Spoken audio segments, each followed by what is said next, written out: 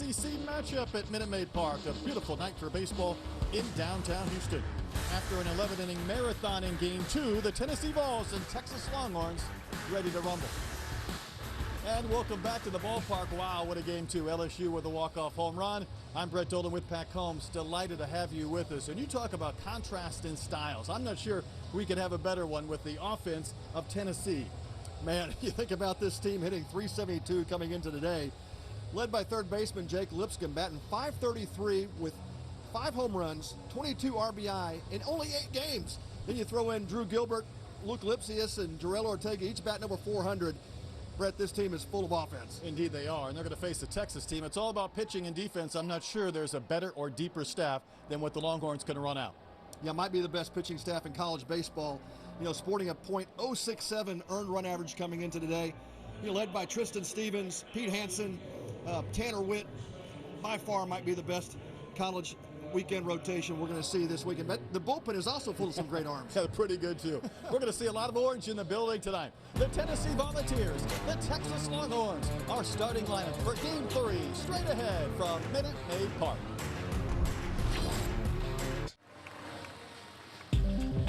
It's number 1 Texas and number 6 Tennessee. And here's the Volunteers starting lineups. Brought to you by Auto Nation. This is a team that leads the country in runs per game at 15 plus and total runs and doubles and home runs. Stevenson, Lipsius, and Vacminus Gilbert, Lipscomb and Ortega, Dickey, Russell, and Lawson round out the starting 9 for the Volunteers out of the SEC. And on the hill tonight for the Texas Longhorns is Pete Hansen. If you look at Pete Hansen's numbers, stellar start to the season, 6'2", 205-pound redshirt sophomore out of El Dorado Hills, California. You know, Brett, very polished left-handed pitcher and not overpowering. His fastball is sitting in the upper 80s, but this guy can flat pitch, has great command of his curveball, a plus changeup. I think the best thing David Pierce says about him is he just competes in the strike zone and loves to force early contact. Fantastic start for this pitching staff and this Texas Longhorns team. They've outscored their opponents 72-10. Meanwhile, Tennessee, again, the best offense by far. And as we mentioned earlier, it's that unmovable object, the irresistible force. What's going to give today? The hitting of Tennessee and the pitching of Texas. Something has to give for these undefeated teams. And what a nightcap to this thrilling day. A couple of one-run ball games and walk-off fashion win for LSU in extra innings.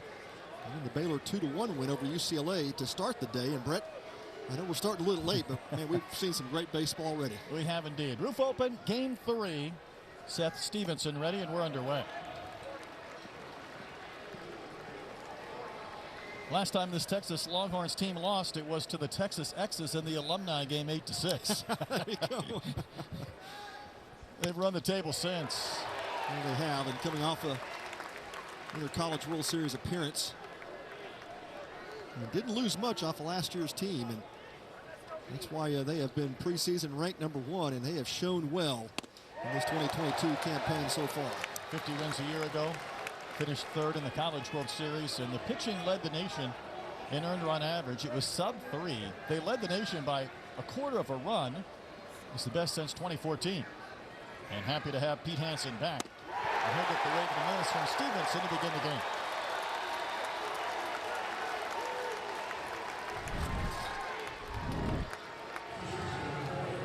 There's the slider down in the zone, really tight spin. You can see the dot on the back of the baseball, and Stevenson doesn't pick it up either.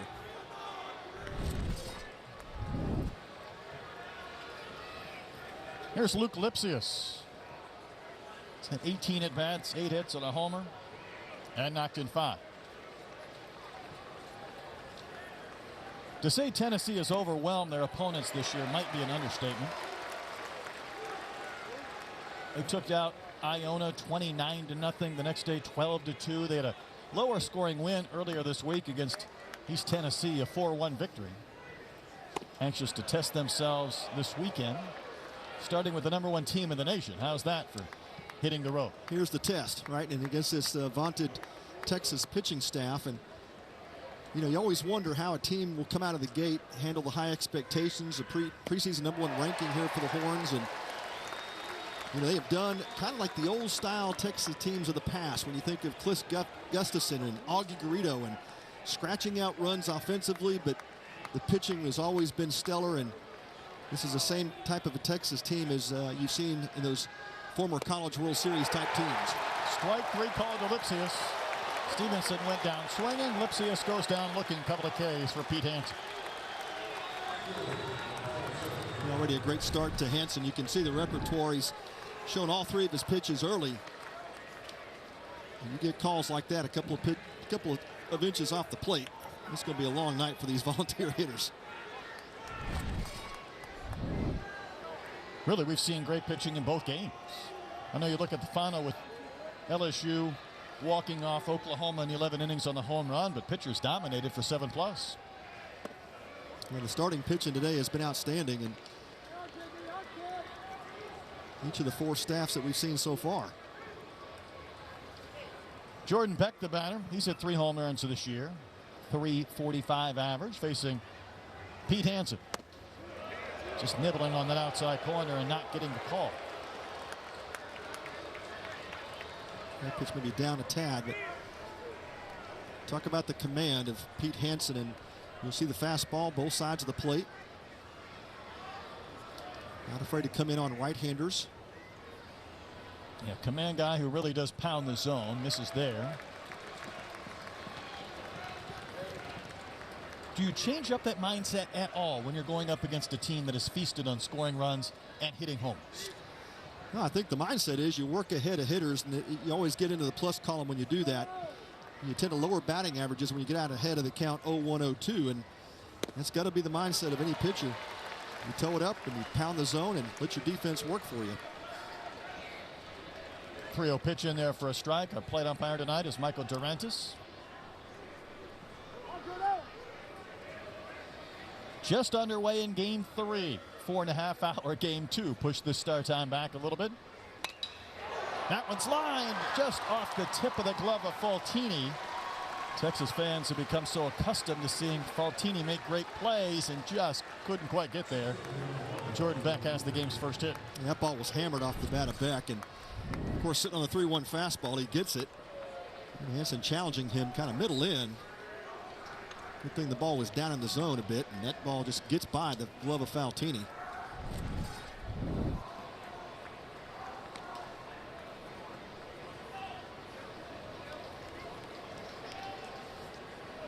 Pete Hansen had 6 scoreless innings against Rice in the opener. 5 scoreless against Alabama, giving up just 4 hits while striking out 8 in his last start. Here's Drew Gilbert. And a strikeout to walk ratio of 16-2. That works. Gilbert deposits one out towards left center. It'll drop for a base hit. Beck is going to try to go to third. The throw is not in time. It kicks up off the railing. Here comes Beck trying to score, and he's going to be out. 2 at the top of the first. Jordan Beck got greedy. He throws up his hands as if to say, I thought I was supposed to go. And out of all that, the Longhorns end the inning. Yeah, great backup on the mound by Pete Hansen. He was exactly where he needed to be. Picks that ball up off the screen of the dugout. Makes a perfect throw to Silas Hardwan, and Texas out of the trouble. They're coming up to hit.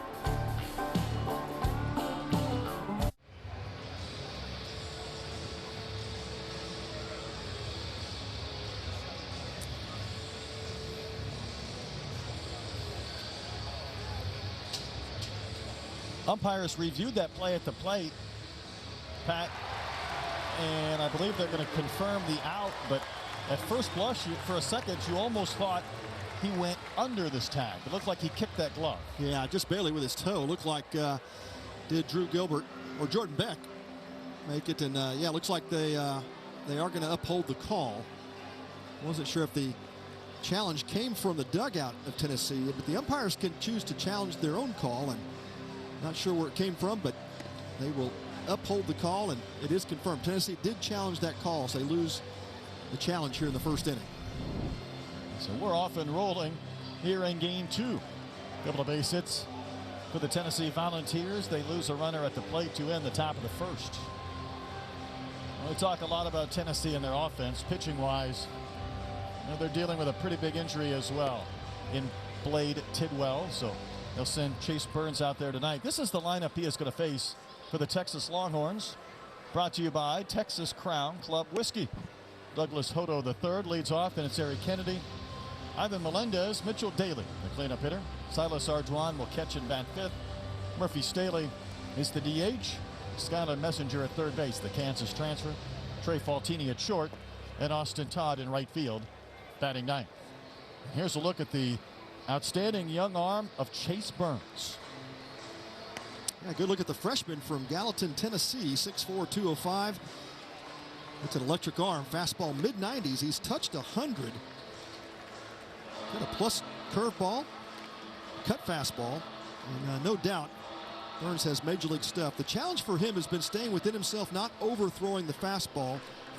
He'll have a tendency to elevate the fastball when he tries to throw too hard, and so if he can just stay within himself tonight, keep that ball down in the zone. He's got a nice loose arm and throws out of that three-quarter slot. And he is a big-time prospect. Brett, you mentioned it, losing Blade Tidwell. That's a big story we'll come back to, but that was a huge loss for the Vols. So what it has forced Burns to do is step up into that Friday night role. And obviously this Tennessee offense can score a lot of runs to give him a little bit of leeway. That'll be tested tonight. Sure will. You hate to throw a freshman out there in the Friday night start, but Chase Burns has shown the ability stuff-wise to handle it. Now, if he can just be calm in the moment, right? That's what you got to do. Absolutely. Deep breaths and get back in that zone. Douglas Hodo III is the Longhorns leadoff batter. Sharply on the ground to shorts. Right to Lawson. One out.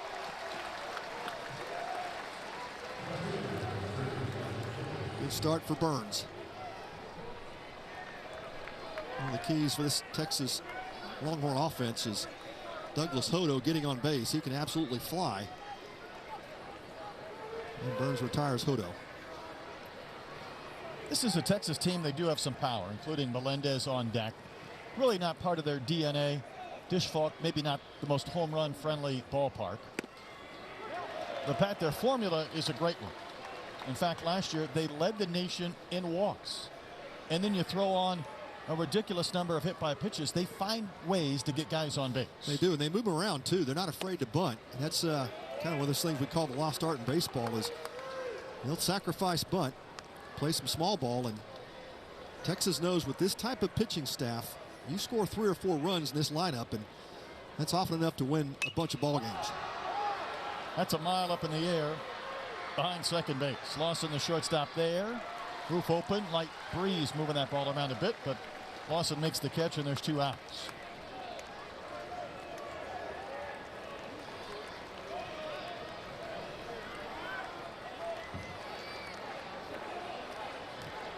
Tennessee, 4th time they've been at Minute Maid Park for this event. The last was back in 2012, and Texas a regular visitor to Minute Maid, the 10th time they've played here. Their last was a couple of seasons ago in 2020. Here's Ivan Melendez, and you talk about power on this Texas team. They might not have the free swingers like an LSU or a Tennessee, but the Hispanic Titanic in Melendez has hit a couple of monster shots this year in Austin. He gets a hold of it, it'll go. And a cut fastball from Burns at 86.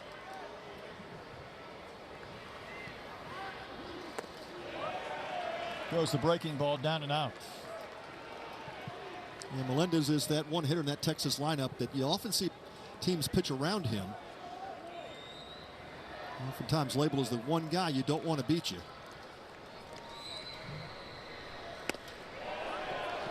Elevated just a bit. That popped in at 98. How do you do?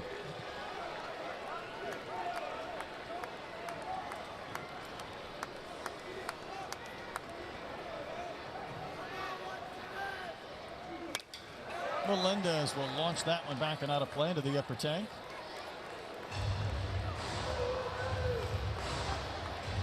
Yeah, Burns so far showing good command. Popped a couple of fastballs up in the zone. Came right back down to that outside corner.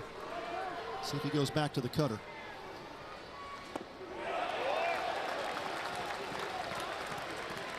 wonder what's going through the mind of a guy like Chase Burns today, if he can keep those emotions in check, if that adrenaline, that heart rate really pumping right now. That's it. I think the reminder for him is just stay calm, take some breaths.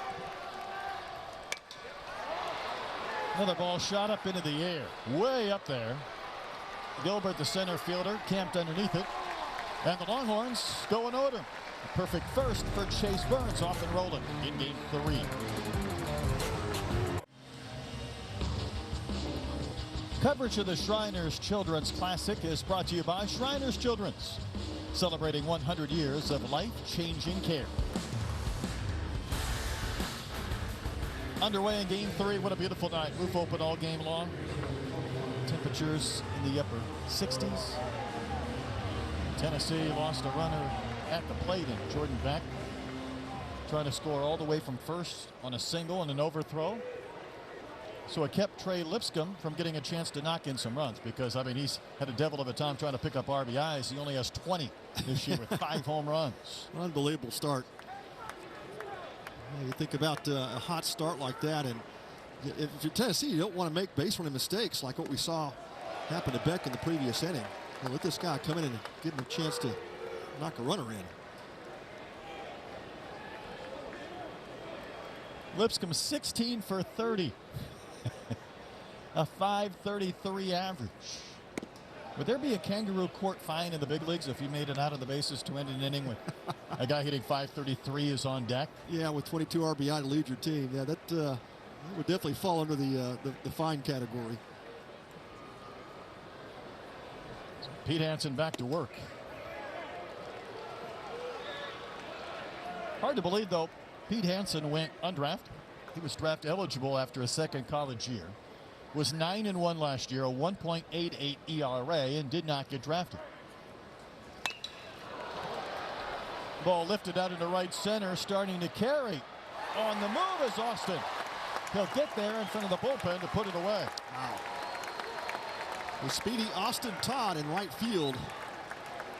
Seems like he's been at University of Texas for about a dozen years, but how about this chase in the gap?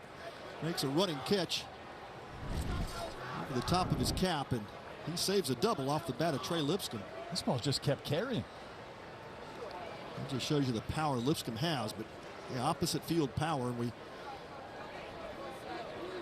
heard from Alex Bregman in the first game, when you hit a ball that deep opposite field here at Minute Maid Park, that's some pop. Pretty good juice. Here's Jarrell Ortega. He's hitting .429. Couple of home runs. Tennessee second baseman. Getting back to Pete Hansen not getting drafted, Brett, that's where the game has changed so much here in the past probably 10, 15 years. Just scouts looking for pitchers to light up radar guns, and this guy can pitch. He can pitch at the next level as well, and he should get a shot. Had a strange year. He was limited early by COVID, had to build his way back up to be in the rotation. Another one hit a mile in the air, but playable center for Hodo the third, and that'll be the second out. Pat, you go 9-1 with a 1.88 ERA for a team that finishes third in the country. You know how good he has to be, how many innings he has to throw, but he said afterwards he just thought his value was a lot higher at Texas than it was professionally. So loves playing at Texas. It's been his dream, and here he is trying to take this team right back to Omaha. We want you to help us reach our fundraising goal, 10% right now for the weekend. Go to collegeclassic.org. Well, no doubt, Brett. You look at a guy that is so well polished as a pitcher. I mean, he could literally go pitch in the minor leagues this summer and compete at least at the single A level. And you think, of course, you got to develop. And you could really project Pete Hansen in a bullpen in the major leagues. Potentially a swing guy that can go longer innings, but he just knows how to get hitters out. He really kind of jumped on that scene back in 2020, and we mentioned Texas was here, and then the shutdown occurred pretty much right after the College Classic, but he didn't give up an earned run in 17 innings. You don't want that season to end in any That's right. way, shape, or manner. Couple of walks, 18 strikeouts. I mean, he was on his way to a fantastic 2020.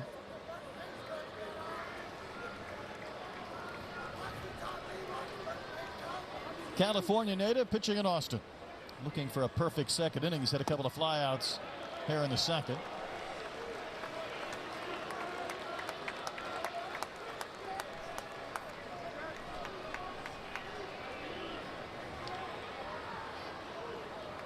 Couple of undefeated teams. The 8-0 Tennessee Volunteers.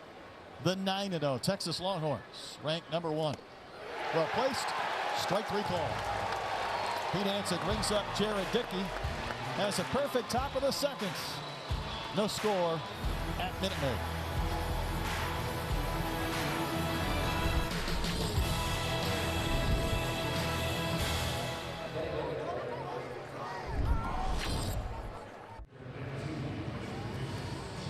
Tours of Minute Maid Park are available now. Come see the ballpark and get a behind-the-scenes look at the ins and outs of the stadium. From the dugout press box to the warning track and manual scoreboard, we guarantee you've never seen Minute Maid Park like this. Book your tour today at Astros.com/tours. Got another good idea? Come out tomorrow. 3 games tomorrow, 11, 3, and 7 or thereabouts. And again on Sunday. Yeah, and if you get bored, you can walk around the stadium and just take your own tour. Now, I would suggest if you're going to come out tomorrow night for Texas and LSU, you better make a concerted effort to get here. Get here early. I think we're going to have a pretty packed crowd here at Minute Maid. And as we've talked about, Brett, when you got the only show in town for a while for baseball, that's a lot of hungry baseball fans, especially in Houston. Saw some good representation early on here with LSU in the previous game. Certainly did. And Mitchell Daly fouls the Chase Burns pitch back to begin the bottom of the second. Yeah, great crowd earlier. 4.5 hours worth they got to see until LSU came from 3 runs down. They were down to their final strike, trailing 4-3 in the 10th inning. Walked it off in the 11th. Jordan Thompson with the big blast. It's one of those memories I'm sure he won't soon forget. Walk off at a big league ballpark. Mitchell Daly off to a bit of a quiet start. 6 hits, although he does have 6 runs knocked in.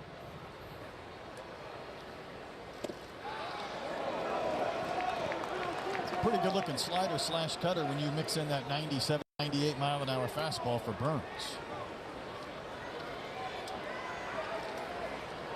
Yeah, he's got kind of that sweeping action with it.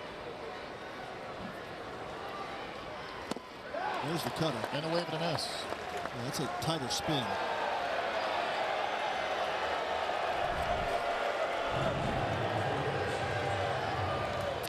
That's just nasty. Started that pitch off middle in. That ball ends up outside corner. Barely swinging through it.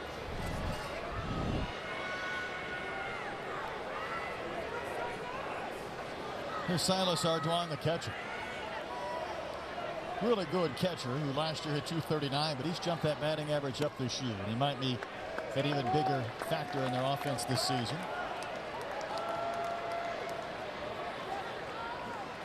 Well, he's certainly showing well here early in the season, and always known as a great defensive catcher. Plug a little offense into that. Great leader on the team, and definitely see him playing at the next level as well.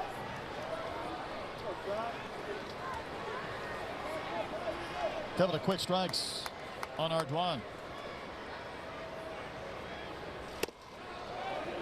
That's at 97 just off the corner.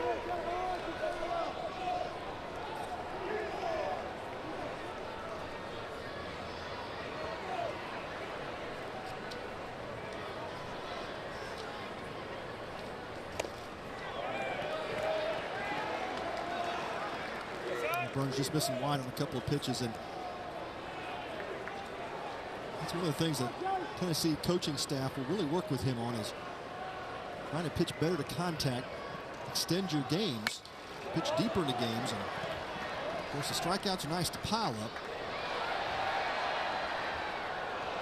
But you definitely want him to try to extend his outings. To get away with that just a little bit when you can throw 98. Yeah, you get away with a lot more mistakes, that's for sure. Just the change in velocities, if nothing else.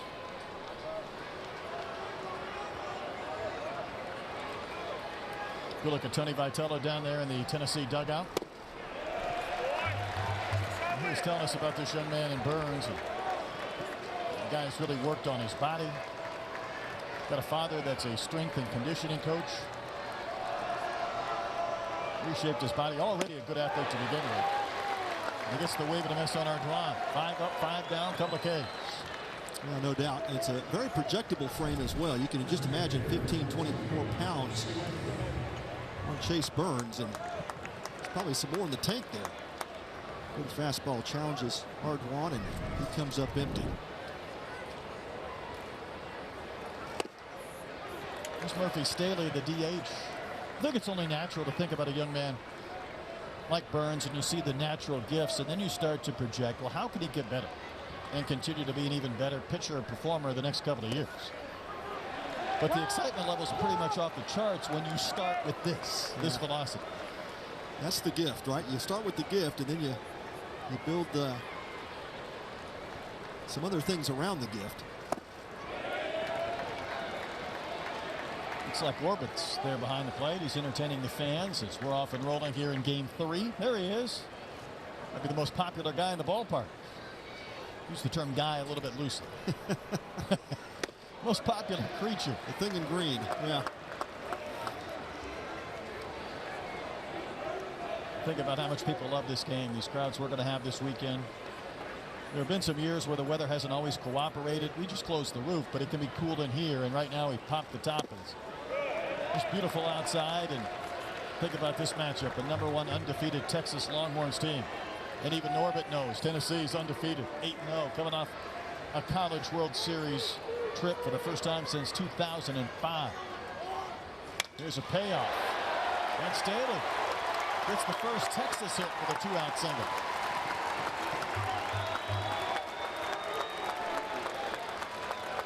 Staley watched a couple of tough pitches down in the zone, and Burns going for the strikeout. Staley able to hold off. Then Burns the fastball on a full count. And delivers the first Texas hit. That brings up Skylar Messenger. Colorado native, Kansas transfer. Started 56 games a year ago in a Jayhawk uniform and hit .324. Yeah, this is a huge pickup for David Pierce and his Texas staff. Opening at third base, and there's a couple of guys battling for that position, but we have a leader like Messenger come over, and has the high average, but last year at Kansas, there's a lot of gap power as well. And obviously a guy who knows this conference pretty well. 186 games in his Kansas career. He's a kid that was drafted way back when. 2017 seems like forever ago, but he was taken by the Cubs in the 22nd round. He's got one more go-round, and he's doing it in a Longhorn uniform. Pierce made the comment that he really has made a couple of tweaks in his swing to add more power. So Troy Tulowitzki, the hitting coach for Texas, has done a great job with him. That's a nice resource to have, the experience. Tulo. Yeah, how about that? Chance to work with some of the infielders. Of course, talk hitting with as well. I was talking to Robert Moore of Arkansas, who was part of the college national team this year. And he said he remembered as a kid watching Tulo warm up, doing some unusual drills. And then he said he got a chance to do those with Tulo last year with the national team. Do the same drills with the guy that he was watching as a kid. How about that? And I got a feeling that experience works for these Longhorns as well. Messenger raised up the hands and took a strike. And we talked to the Longhorn hitters, and they nothing but raving about what Tulo has done for their lineup, and not just the tweaks mechanically, but it's also, learning the approach, what to look for. Pitchers are trying to set you up. How do you defeat certain pitchers? And Messenger goes down swinging there, but certainly a great addition to that Texas staff. Chase Burns with the K. 2 innings completes in game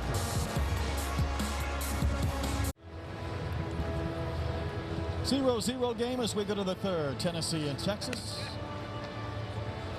Up in the booth, we have the National Director of Sports Management, Bob Roller. And Bob, it wasn't that long ago. I flip on my TV. There you are, standing down on the field at Allegiant Stadium for the East-West Shrine game on the NFL Network. And here you are today. So you've got the life. Oh, I do. Former athletic director. I got out right before COVID and now working with Shriners for all our national sports.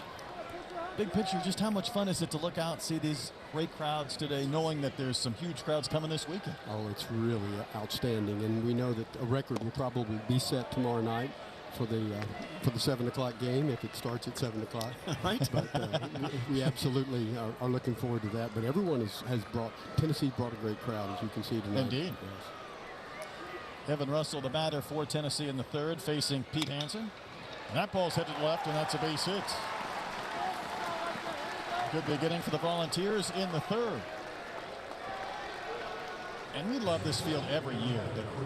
Every other year when you get some of these SEC teams and Big 12 teams and the fan bases they bring and just the star caliber of players that we're seeing, we know that there's going to be 9, 10 guys in this College Classic we'll see later on in the big leagues. Oh, it really is. And seeing the Friday starters, we talked about that with Pat yesterday. The Friday starters are just amazing nowadays. But you're exactly right. And the atmosphere around the city, around the hotels, it feels like you're at a bowl game in late December. It really does. Bob, tell us about your role with Shriners and what do you love about it? Well, more than anything, after you've talked to these patients all weekend long and seen those stories, that's what makes such a difference and what is the reason that we do it every day. But I do have a love for sports. I've done it my entire career, and to be able to mesh the two together, right. I really hit the jackpot there. That's great. I know you love spreading awareness and sharing the stories from the patients and the people involved with Shriners, but to be able to do it for a bowl game, the East-West game, the golf tournament in Las Vegas, and this event year in and year out, you guys have really built up your portfolio over the last decade. We really have, and this past year we added college basketball to our resume with the Charleston Classic, the Shriners Charleston Classic, which we'll have for the next 4 years in Charleston, South Carolina, a very high major tournament in November. So with the Shriners Open on the PGA Tour, with this event being so big and the East-West All-Star Game being the nation's oldest college All-Star Game, now moving to Allegiant Stadium in Las Vegas, it's been a big plus for us show the whole story. For those of us who've been here over the last several years, there's a ground ball to third by Lawson. Handled nicely by Messenger in time to get the first out of the inning. It's only been about 4 or 5 years I've been pushing you guys to get a college basketball event, and you got it up and rolling. So tell me how it went this year. It went great. It was won by St. Bonaventure, who at that time was about 13th in the nation. Has come down a little bit throughout. We had Clemson, St. Bonaventure, West Virginia, Temple, Boise State. Some great teams, Yes, next year's field is going to be announced right around this year's Final Four, but we always usually have representation from the state of South Carolina. My understanding is the Gamecocks and the College of Charleston will be in it this coming year in November. And what a great setting, too, to take a trip down to Charleston in November. It absolutely is. It's a great arena. It's a 4,500-seat arena that was full for the West Virginia St. Bonaventure Championship game. All 12 of the games are aired on ESPN or ESPN2.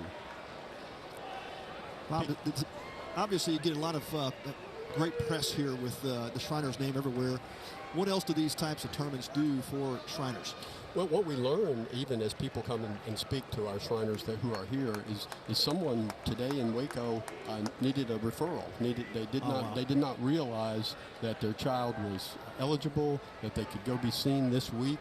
And obviously, as you've heard, they will not reach into their wallet for that. There's no need for that whatsoever. So patient acquisition and letting people know our story is really huge here. The videos that are so great that are played in-house. But we had a real-life situation today where someone got a referral after they learned speaking with one of the patient That's a huge win. Yeah. Seth Stevenson, the batter.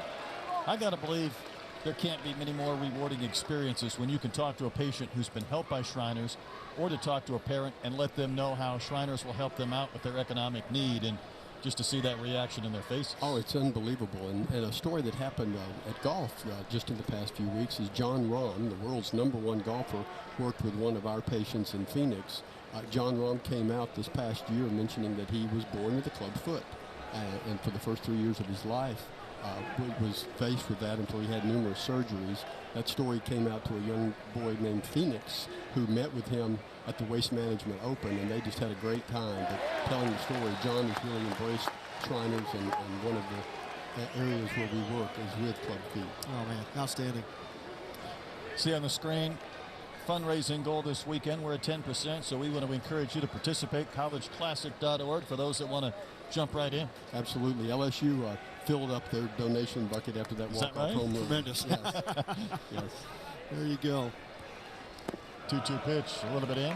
You got Mardi Gras going. You've got LSU baseball winning here in Houston and now filling up the bucket. That's exactly right. And the roof is open this weekend. That's right. Yeah, it's a great weekend in town. Of course, the Houston Livestock Rodeo going on. The College Classic, which has become a tradition as well. And the weather could not be any better. Ground ball back to Hansen. He's going to throw to third, try to get Russell on this rundown. And Russell's going to stay in long enough for Stevenson to go to second. So they just exchanged spots, but now two gone.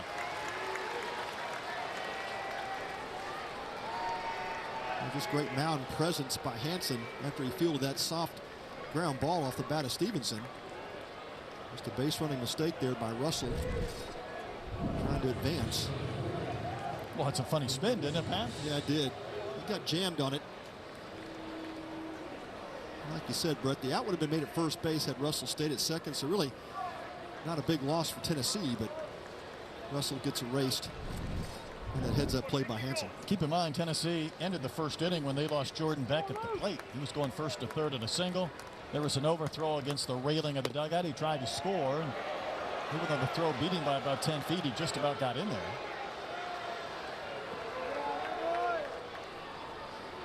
Bob Roller joining us up in the booth this inning as Tennessee and Texas wrap up day one. You know, I keep going back, Bob, to March of 2020. We were here. The Texas Longhorns were here. And Lipsius will bounce one to the right side, fielded by Daly. He'll flip the first to end the frame. We'll finish with Bob on the other side. But Tennessee gets a hit. They strand a runner. Still zeros up on the scoreboard at Minute Maid.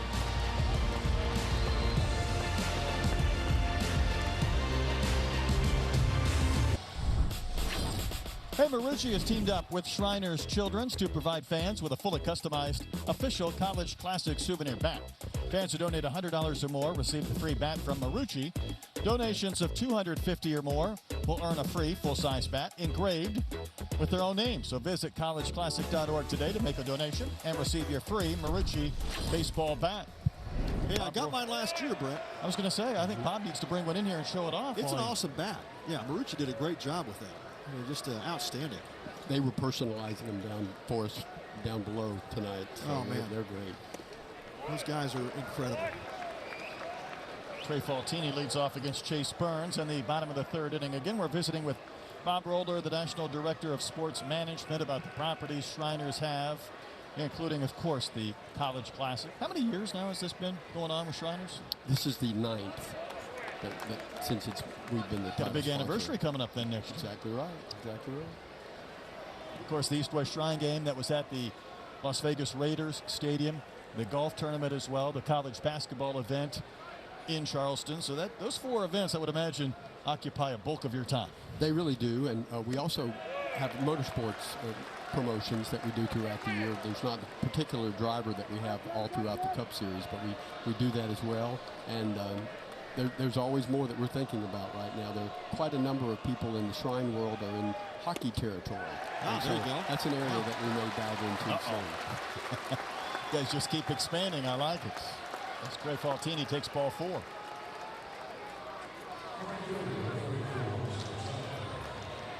During these events, how often you get a chance just maybe to interact with random fans who come through the gates that maybe don't know a lot about Shriners? They're here for the sports, but able to understand and learn a little more about what you guys do. We really do. Obviously, the Shriners themselves who are here with presents, with their fezzes, are asked questions. I've been working the concession and the merchandise stand quite a bit because we're selling quite a number of merchandise. You're blowing items. It out today, aren't you? So people are asking quite a bit. We used to sell blankets a lot, as you recall, on these colder tournaments, but this year the T-shirts are moving very fast. We do get to see that, and they'll come up so often and say, my niece, my nephew, my granddaughter, someone was a Shrine patient years ago, and we'll hear from people who were Shrine patients in the 40s and 50s that that come up to us. It just always is amazing wherever I go, and whenever people read our logo in an airplane or an airport, they'll come up and tell the story. Yeah. Bob, talk about how Shriners has funded. I know we're asking for donations tonight, but give us kind of the breakdown of how you guys make your budget every year. It is 100% donations. And it's all, a lot of times, I'm sure many of you have seen the commercials all your life that we have with Alec and many others that are just absolute rock stars in those commercials. Our patients tell our story, and we don't really go with national spokespeople. We let the patients tell the story.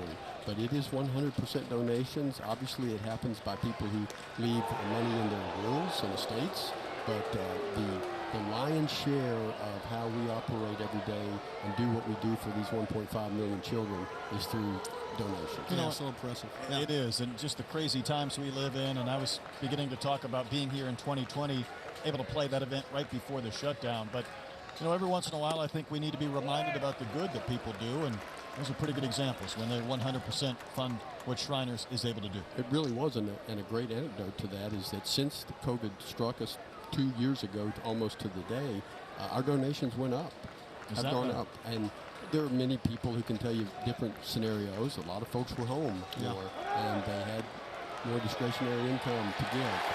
Faltini with the steal, able to take that base, his first of the season. But people really pulled together, and our bottom line went up over the last 2 years, which is really amazing.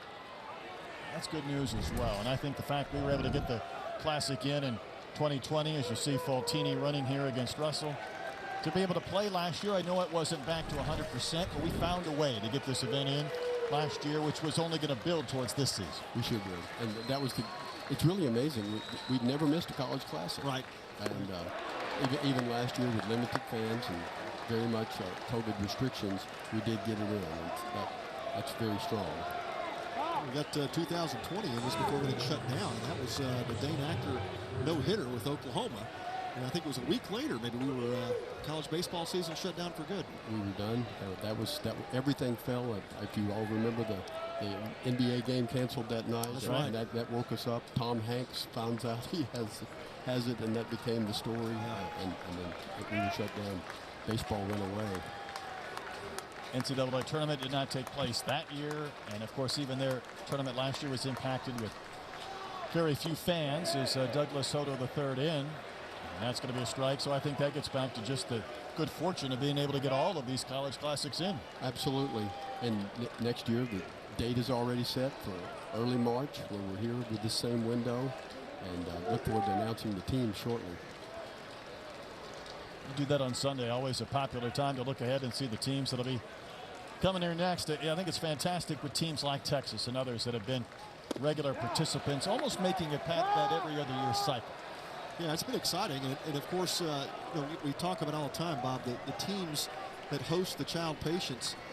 I mean, these teams get a lot out of those meetings. And I think, when you think about what they do for the kids to host them for a day, but the impact that we hear from the players is always a major deal for these teams. They stay in touch. They come back. We've had some patients that did these videos and then will go to Omaha with them 4 months later, and they'll remember. They really take them under their wing, and that's what's so great about it. All 5 of the 6 have made it here this weekend that did those videos on campus. Douglas Hodo III, the leadoff hitter, in there with a count of 0-2, trying to pick up Faltini from second base and plate the game's first run. And he's going to chase. Back-to-back strikeouts by Chase Burns. Patty's already got 5 strikeouts. Yeah, it's that combination of the high 90s fastball, then he mixes in that cutter. Yeah, Bob, not even in your best days could you hit that pitch, No, right? not with a picnic pitch. That's the great equalizer, that slider or cut fastball. So difficult to square it up. What did you hit on the gun in '92? I think at the height of my velocity, I was 93, 94.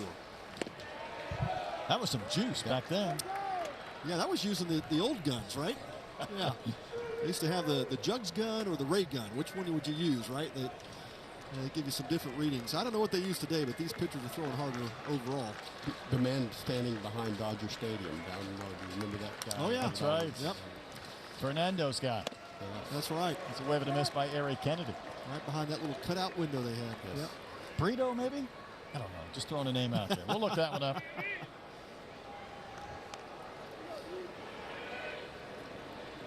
We just lost half the audience for that reference, but that's okay. 1 ball and 1 strike to Eric Kennedy.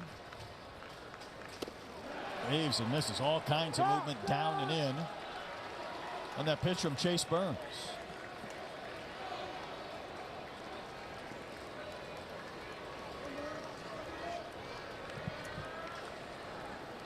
Kennedy always in danger of maybe beating something out. 27 infield singles, 16 bunt hits a year ago, and obviously not bunting with 2 strikes, but a guy who can still get his hits even when he's not using the barrel. That ball got him. I talked about Texas last year, Pat, the tremendous amount of walks they took and hit by pitches just to put base runners on, put a little pressure for the heart of the lineup. Well, that can't feel good. 92 on the calf. Oh, man. That's going to hurt tomorrow.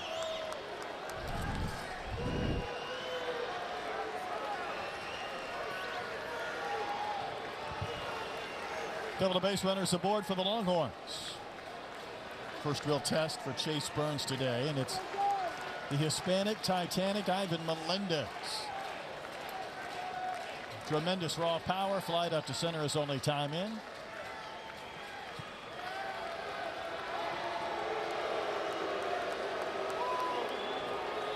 Game 1 today, Baylor over UCLA 2-1, a game that went to the final inning, and UCLA had a chance to tie or win it. A walk-off homer in the 11th in Game 2 by LSU over Oklahoma. And Burns will look Faltini back to the bag at second.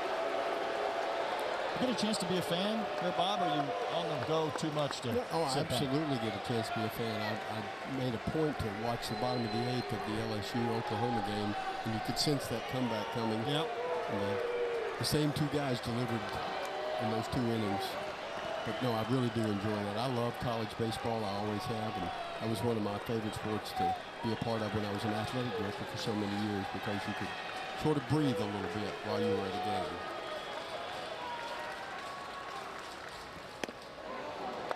In there at the belt for strike 1. It's a dangerous spot, Pat, for that slider slash cutter right there. It is. Yeah, he's controlled it pretty well, though. And so you had that opening sequence with Melendez, and you certainly don't want to give a fastball out on the plate to him. You know what kind of power he has.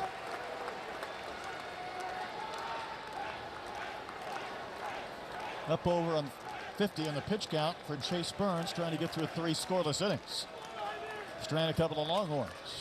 He's walked a man, hit a runner, batter this inning. Wave and a miss. And Melendez, the leading RBI hitter for the Longhorns, and see what Chase Burns wants to finish him with. This guy that was drafted by the Marlins in the 16th round last year did not sign. Back to Texas and a chance to try and get back to Omaha. Did he offer? I think he did. Yes, sir, on the appeal. That's strike 3, and the inning ends. And Bob Roller, thanks for stopping by as always. Thank you, Brett. Thank you. 3 innings complete, 0-0 game.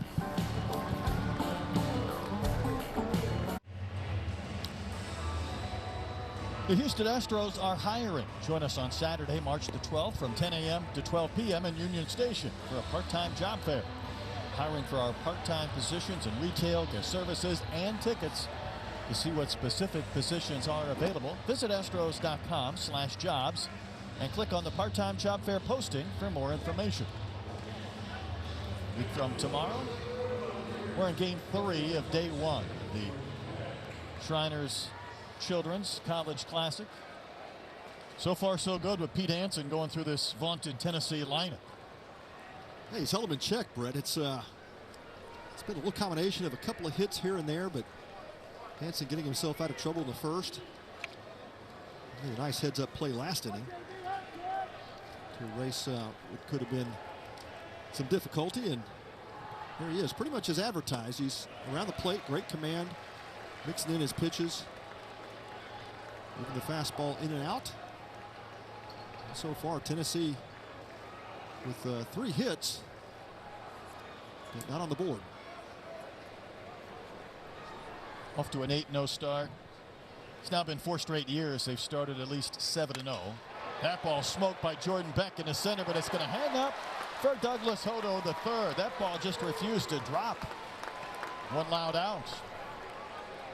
That was a great swing by Jordan Beck. You saw him pull those hands in and got the barrel on it. That was a shot to center field. Unfortunately for Beck, right at Douglas Hodo, and Hodo makes about 10 steps coming in on the run and retires Beck, but that ball was hit well.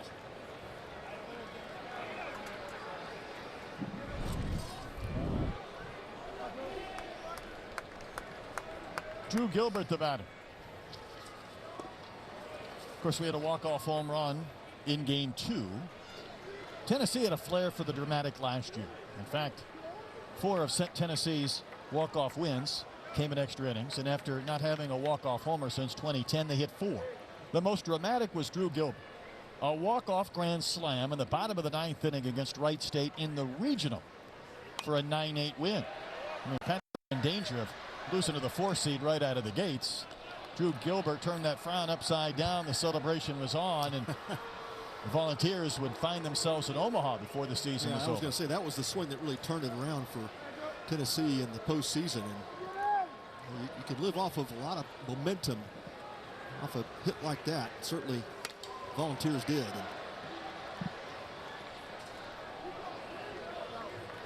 And look at the size of Drew Gilbert. He's got really a lot of tools. He runs well in center field, plays great defense, strong arm. And at the plate, just a great situational hitter with, like you talked about, Brett, has pop.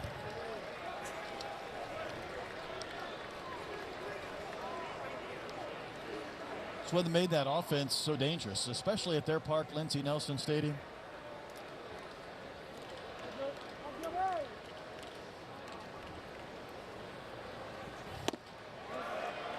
And Hanson misses off the corner.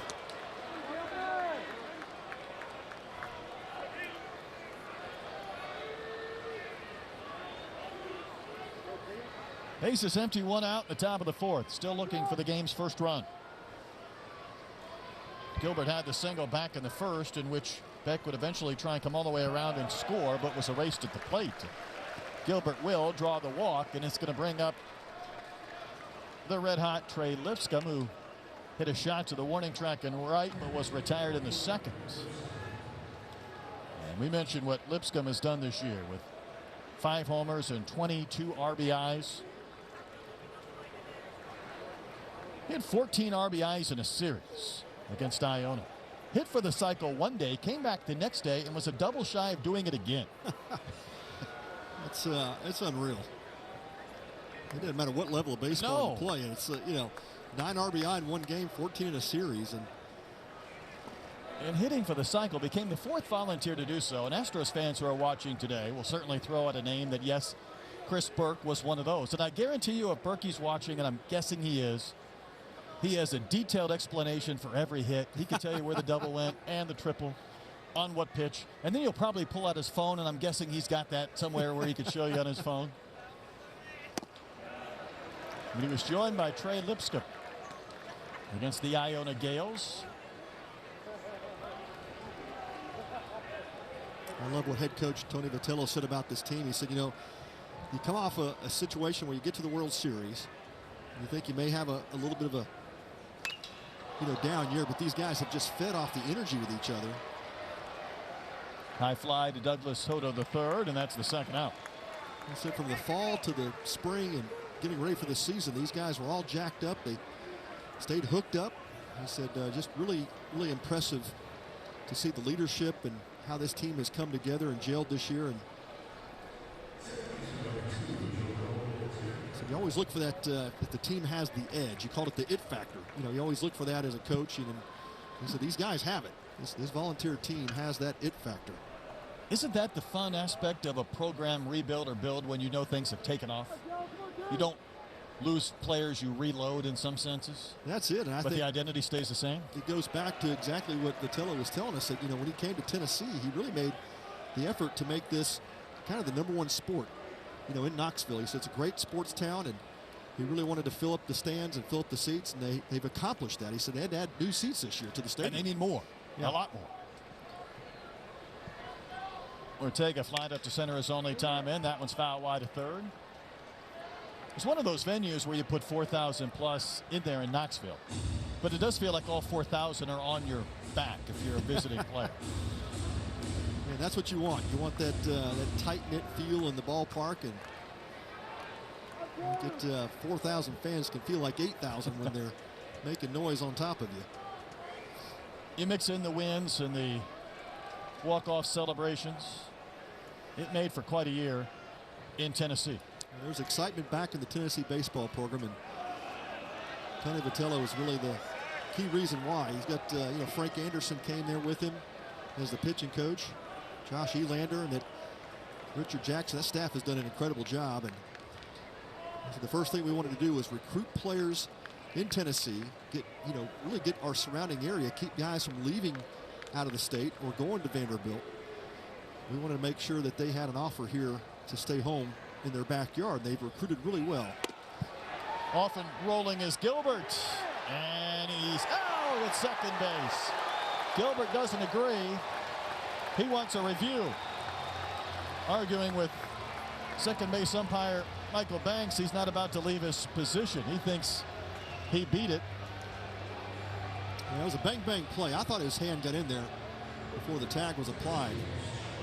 So Vitello was quickly out of the dugout to ask for that challenge. So we will stay right here until we get a decision. Of course, Tennessee asked for a challenge in the first. They lost that, and this is one of these games where a run here or there might make the difference. Oh, no doubt. And if it's a play like this, even with 2 outs, if you get Gilbert in scoring position, you got Joel Ortega obviously hitting over 400. You want to give him a chance to hit. There's the throw. Oh, goodness. It does appear that hand is in there. I think so too, but I was fooled earlier today in a review, and we have had some really close ones.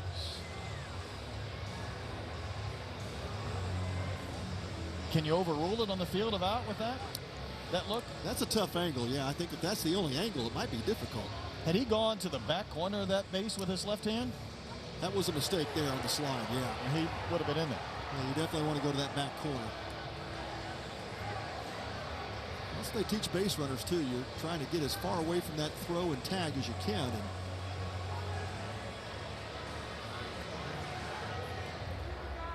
Tennessee's been thrown out trying to steal just one time all year and 17 successful steals.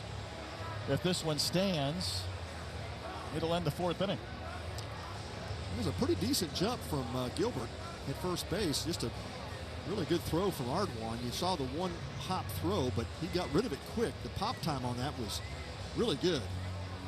There's the slide by Gilbert with that hand going into the inside part of the bag.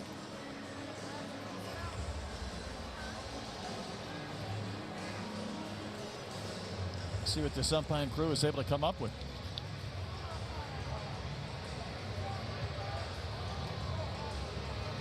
One more look.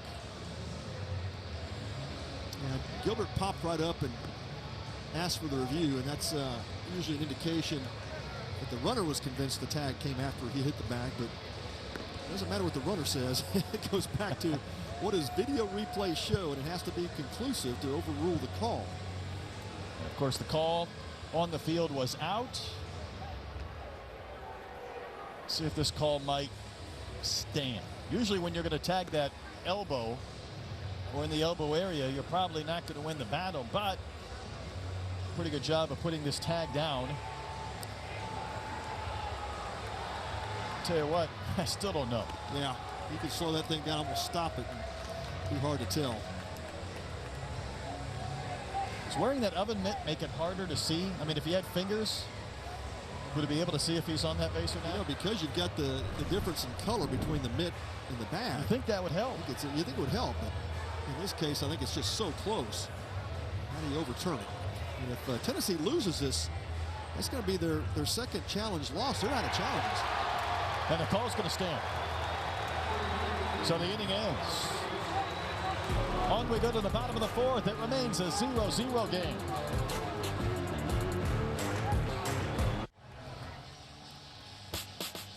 Six remarkable kids have each teamed up with a participating university for the Shriners Children's College Classic Team Fundraising Challenge. Now, all weekend long, teams will compete to see which fan base can raise the most money in support of Shriners Children's.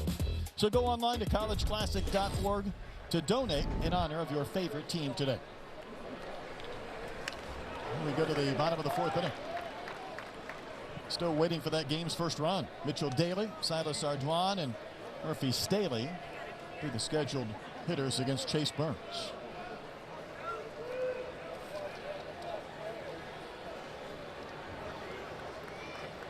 Last year resulted in another trip to the College World Series for the Longhorns. Hard to believe it's 37 all time. Almost lose count, don't you, when it gets to be that number? That's a lot of trips. And this man, Daly, was right in the mix. Hit .316 a year ago. Reached base in 54 games, had 17 multi-hit games. Takes that sweeper for a strike from Burns. Yeah, it goes right back to the expectation level that these Texas Longhorns have coming into every season. But as you asked David Pierce, he said it doesn't bother my players. They come here to Texas knowing that's the expectation. Anything less than a College World Series trip is a pretty big disappointment if you're wearing the burnt orange. And Daly down on strikes. That's now 7 strikeouts, though, for Chase Burns, the freshman. Yeah, that's an incredible night. Incredible start for him, and just adding to the stats he's already put together in this young season. He's yet to give up an earned run in his 2 games. If you want to look back and say, well, look at the competition, maybe it wasn't a University of Texas, or it doesn't matter. I mean, the guy's coming out of the gates throwing strikes and showing some great stuff. That mid-90s fastball, the slider, cutter, and changeup combination. It's just been spectacular. No, it's been fantastic to watch. And Silas Ardoin bats for the second time. Because, again, Tidwell is injured, and I don't know if he might be able to come back in April or May. I think they're being very cautious with him, and Tony's doing a pretty good job with Tidwell. And again, D1 Baseball has him ranked as the 15th best college player for this year's draft. So that's a big time. That's huge, yeah. It's a huge loss, especially given the offense that Tennessee has. I mean, we talked about how vaunted the LSU offense is, and if their pitching holds solid, that could you could expect to see an LSU type team in the World Series, and certainly for Tennessee. Because if you had Tennessee's offense in the current incredible numbers that they're putting up, and you had a healthy Tidwell, and you could run Burns out there in your Saturday or Sunday slot, all of a sudden things are looking really good on Rocky Top. Yeah, no doubt, and the rotation is pretty set after that. So they've got some good arms in the bullpen. Murphy Staley hammers one on the ground to Lawson at short. Just like that, Chase Burns has a perfect 4th inning. 4 scoreless innings for the freshman. On we go to the 5th here at Minute Maid.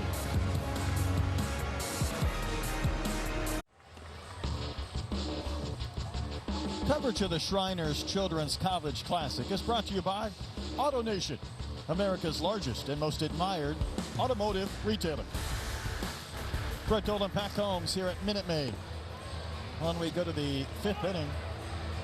God, I know we always anticipate and hope for well-pitched games to crank up this College Classic. We have really seen that. I know it was 5-4 in that second game, but a lot of that offense came late after the starters were gone, and all 6 starters today have been very good. Oh man, outstanding. And it's you kind of expect that from a Friday starter, but you don't always get that. And you get these pitchers coming to a big stage here at Minute Maid Park, and sometimes you don't know what you get. But today certainly has been outstanding for all 6 clubs. Now have had great starts. Indeed.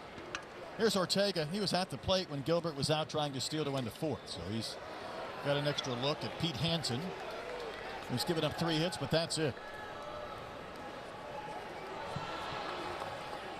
The Texas staff that last year their earned run average was not only the best in the nation, it was the best by at least a quarter run. And they're not just picking up where they left off, they're actually improving that. That's just it, by right? quite a bit. And it's not against, mid-level teams. You're talking about the weekend series against Alabama just last weekend where, it was 2 shutouts out of the 3 games. It's incredible. Corpus Christi was here last year, and we had a great kick out of talking with Scott Malone, their head coach, who was thrilled to be the last team in here. And he had a comment about the Longhorns, and I thought it was telling. He said they don't let you breathe on the mound, and they don't make mistakes. Right. That's a double whammy. Exactly right. Well, it goes back to, the recruits that they get on the pitching mound, but it's also Sean Allen. What a great job he's done as the Texas pitching coach. And, of course, David Pierce really has kind of earned that reputation as well. And you go back to when Pierce was at Rice under the tutelage of Wayne Graham, and how Wayne Graham always had great pitching staffs at Rice. And then David went on, of course, and eventually became the Texas coach. And he's brought that same philosophy with him. And Sean has done a great job just going out and finding these types of arms and developing these pitchers. Ortega socks one to center, but it's a deep yard out there. Hodo the third will put it away. He's been busy tonight. That's 4 putouts for Douglas Hodo the third. Hodo can just flat go get the baseball. Great reads in center field and rarely makes a mistake with his footwork, and that's always the key when you in center field, just trying to get that alignment right, going to the ball, getting good angles. Hodo's a good one. Jared Dickey, the batter, facing Pete Hansen for the 2nd time. Hansen led the Big 12 in earned run average last year. 91 innings at a 1.88 ERA.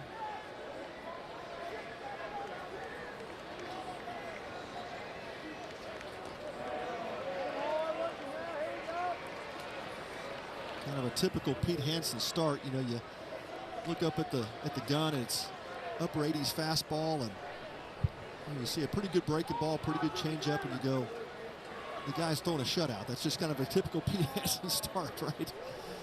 Like nothing flashy, nothing special, but he just flat out pitches. Strike called on the outside corner. Is there anything we're missing talking about Hansen? You've gone through his repertoire and how, of course, he throws strikes. He handles both corners of the plate. Maybe getting a little bit off the plate doesn't hurt right there. A little generous of a strike, but ball socked to left, traveling back to the Crawford boxes, but it'll be run down by Kennedy. Like he's played this building before. That's right. You hate to go full speed towards that cast iron in the manual scoreboard, but he made the catch. Negotiating that corner well in the Crawford section. And you look at this Texas outfield with Kennedy and Hodo and Todd. It's could possibly be one of the fastest outfields in college baseball. These guys can flat out cover the ground. And going back to Hansen, Brett, I don't think there's anything we're missing. I mean, it's the repeatability, the mechanics, and that ball's hit. Evan Russell sends one to the Crawford boxes and gone. The first run in this game comes on a laser beam, a solo home run from Russell. And the Volunteers on the board in the 5th inning. This was a guy last year who had 2 different 3-homer games. He's got the stroke. He does. That was a rocket. He's going to get a pink hat and a fancy jacket, too. Hey, listen, I know there's a lot of people starved for baseball. If you don't enjoy wearing a feather jacket and a pink hat after you hit a home run, I don't know what we can do for you. That's a celebration there. Yeah, that's a no doubter. That ball's out of any ballpark. And of course, we talk about the Crawford section and only being about 3:15 down the line. But that was a laser beam. There's some life now in that Volunteer dugout.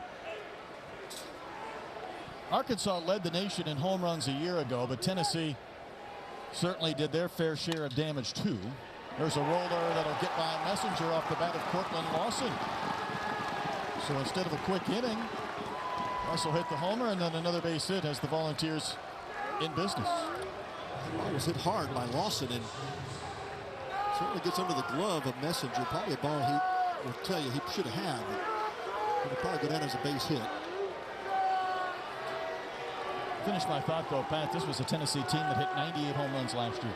when you start flirting with triple digits, you know that is a factor in almost every game. And even games where Tennessee doesn't hit home runs, that possibility, that threat of a long ball, keeps everybody invested in the game for 9 innings. No doubt. And the pitching staff, it puts pressure on the pitching staff as well, because you just know you can't make many mistakes out over the plate.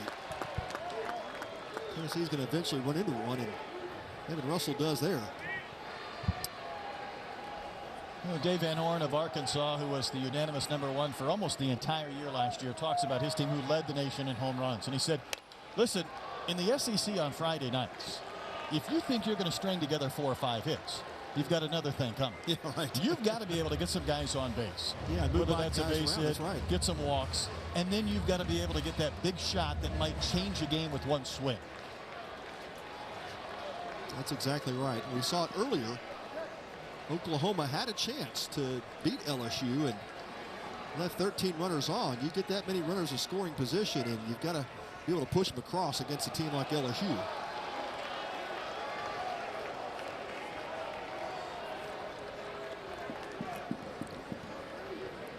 All of a sudden, that pitch count for Hansen up over 70 as he tries to get through this 5th inning. 2-out home run. Then the single by Lawson. Outstanding block by Indeed Silas Ardwan. You just saw the mechanics there, just keeping his body square, that chest pointed down. Keeps the ball right out in front of him. 1-2 to Stevenson. Didn't miss by a lot. Back to the top of the lineup for Tennessee.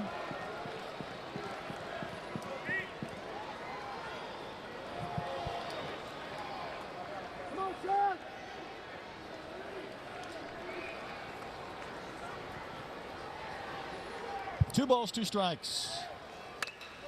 Hard hit on a couple of bounces to Daly at second. He's going to throw out Stevenson to end the 5th inning, but the Volunteers get on the board on the Russell home run. It's 1-0.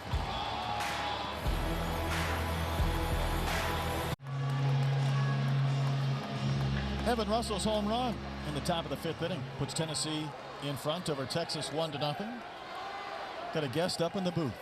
The one, the only, the man, the myth, the legend. It's Alec. I appreciate it. Thank you guys for having me. How many years have we been doing this? You know, it's been a while, but I think this is my 6th time here at the Shriners College Classic, and every year it just gets a little bit better. Well, Alec, you had to go off to school, and we missed you last year, but yeah, tell us, just give us the update on what's going on in your life right now. Yeah, so I'm currently at in my 2nd year at Northwestern University. I'm majoring in journalism. So I'm well on my way to becoming a sports broadcaster and calling games just like you guys. And I'm excited for my growth and development. I really like it at Northwestern. They really challenge me, and that's what I was kind of looking for in a school and in a program. And Medill and all the professors at Northwestern, they've all been fantastic to work with. So I really like it there. Listen, you show up in class on Monday, and everybody's going to say, what did you do this weekend? I went into Chicago. I went to a party. And you're going to say, yeah, I was on national TV. I was doing my ambassador duties around the country. You're more than well on your way. I appreciate it. Thank you very much. But I don't know if I'll tell everyone all that. Skylar Messenger leading off this inning, and he's going to go down on strikes. That is now 8 strikeouts for Chase Burns. You've been able to see this pitcher for Tennessee throw today? He's something else. He's been dealing today. I can't figure out if the shirt you're on, if this is a Astro shirt, if this is a Texas shirt, a Tennessee shirt, or you're just sucking up to everybody. You know, I was just told to wear orange today, so this is the shirt that I got. You know, I think I kind of look good in it. I think you do too. Look great, yeah. man. Yeah. No, I think you're playing to the crowd. You're looking good. That's really the most important part of this. That's whole right. thing. It's Trey Faltini. So what's been the highlight of the weekend for you so far, Alec? Well, I mean, the tournament just started. I mean, we had a great second game today. That was electric. I loved seeing LSU winning a walk-off home run. But on Wednesday, I'm already forgetting my days. Or on Thursday, Like a true broadcaster, by the way. on Thursday, I did the coaches panel with some of the coaches here at the tournament, and that was a lot of fun. Over the years, I've built a really fun bond with. Oh, here we go. Trey Faltini launches one to left. Will this come down? The game will be tied. Well, Trent Faltini's not known for his power. You wouldn't know it with that swing. One mighty rip. And this game is tied at 1. What a shot. Tell you what, a local product from Travis High School. You think he's fired up? Well, great response by the Texas hitting lineup as well, right? They give up the run on the home run in the inning before, and Faltini comes up right back up at the bottom of the 5th and ties this game up. Good swing of the bat. Bobby Dynamite has the train rolling above the boxes. Yeah. And this is Austin Todd, but Alec, you were talking about interviewing the coaches. That's got to be a lot of fun, just building up the relationships with those tremendous coaches. Yes, sir. You know, I am a little biased. Unfortunately, Coach Rodriguez is my favorite. We've been doing this for a couple of years now, so we bonded over the Chicago Bears. We bonded over Chicago together, and he's just become a really good friend. And Coach Johnson, Coach Pierce, and Coach Savage were also very fun to work with. You know, Coach Savage's son is actually a graduate at Northwestern currently, and he's studying journalism. And the son, Jack, if I remember correctly, he was tweeting me. He was saying Savage liked me more than him. It was fun. You might be right. I think the fun part about this event, though, Alec, is the crowds. We had a great crowd for the second game. Another fantastic crowd tonight. You hear the Texas fans beginning to get into this one. I don't know exactly what tomorrow's going to look like with Texas and LSU, but I have a pretty good idea, and that's going to be incredible. It's going to be massive, and I cannot wait. I'm so excited for tomorrow. All for a great cause, too. And that's a wave and a miss. So tell us about your duties as far as still getting a chance to go around the country maybe and tell people your story, tell them about Shriners, and obviously encourage them to participate, make some donations and the like. Yeah, for sure. I mean, I've been traveling now with Shriners Children's for 7, 8 years, just telling my story to anybody who wants to listen, honestly. But it's fun being able to be a part of such an amazing organization that really cares about helping kids with rare medical conditions. When you're a part of something so cool, and when so many people have the same goal as you, to just help others, we make magic together here at Shriners, and you can see that in the commercials. Douglas Soto III, the batter. And in this crazy world right now where we need reasons to believe in humans and doing good and trying to help others, I think Shriners is a shining beacon in that conversation. Absolutely. There are so many people in the organization who have dedicated their lives to make sure others are happy and healthy and getting the care they deserve. And I'm blessed to be a part of this amazing organization, and I'm in a really cool spot where I can give back to people who have given me so much in my life. I can't imagine a time in your life where you won't be a part of Shriners in some capacity. You're right. I will always do anything Shriners asks me, and I will be fundraising for them. I'll donate when I start my own career. This organization means a lot to me. It always will. Were you at the East-West Shrine game? I was. Oh, you in Vegas. That could be trouble. The count has gone full to Hodo. Northwestern's watching. Let's settle down. We won't get you in trouble, Alan. Yeah, the man of the town in Vegas takes on an entirely different dimension than other cities. Now tell us how you originally got connected with Shriners. Yeah, for sure. So I started going to the hospital for care when I was 2 months old, and ever since then, we've been balling together. All right, hold on. We're going to bring Alec back. That's the 10th strikeout for Chase Burns. But the home run from Faltini has tied things up. Couple of solo shots here at Minute Maid. Fun game at a Saturday night in the Lone Star State.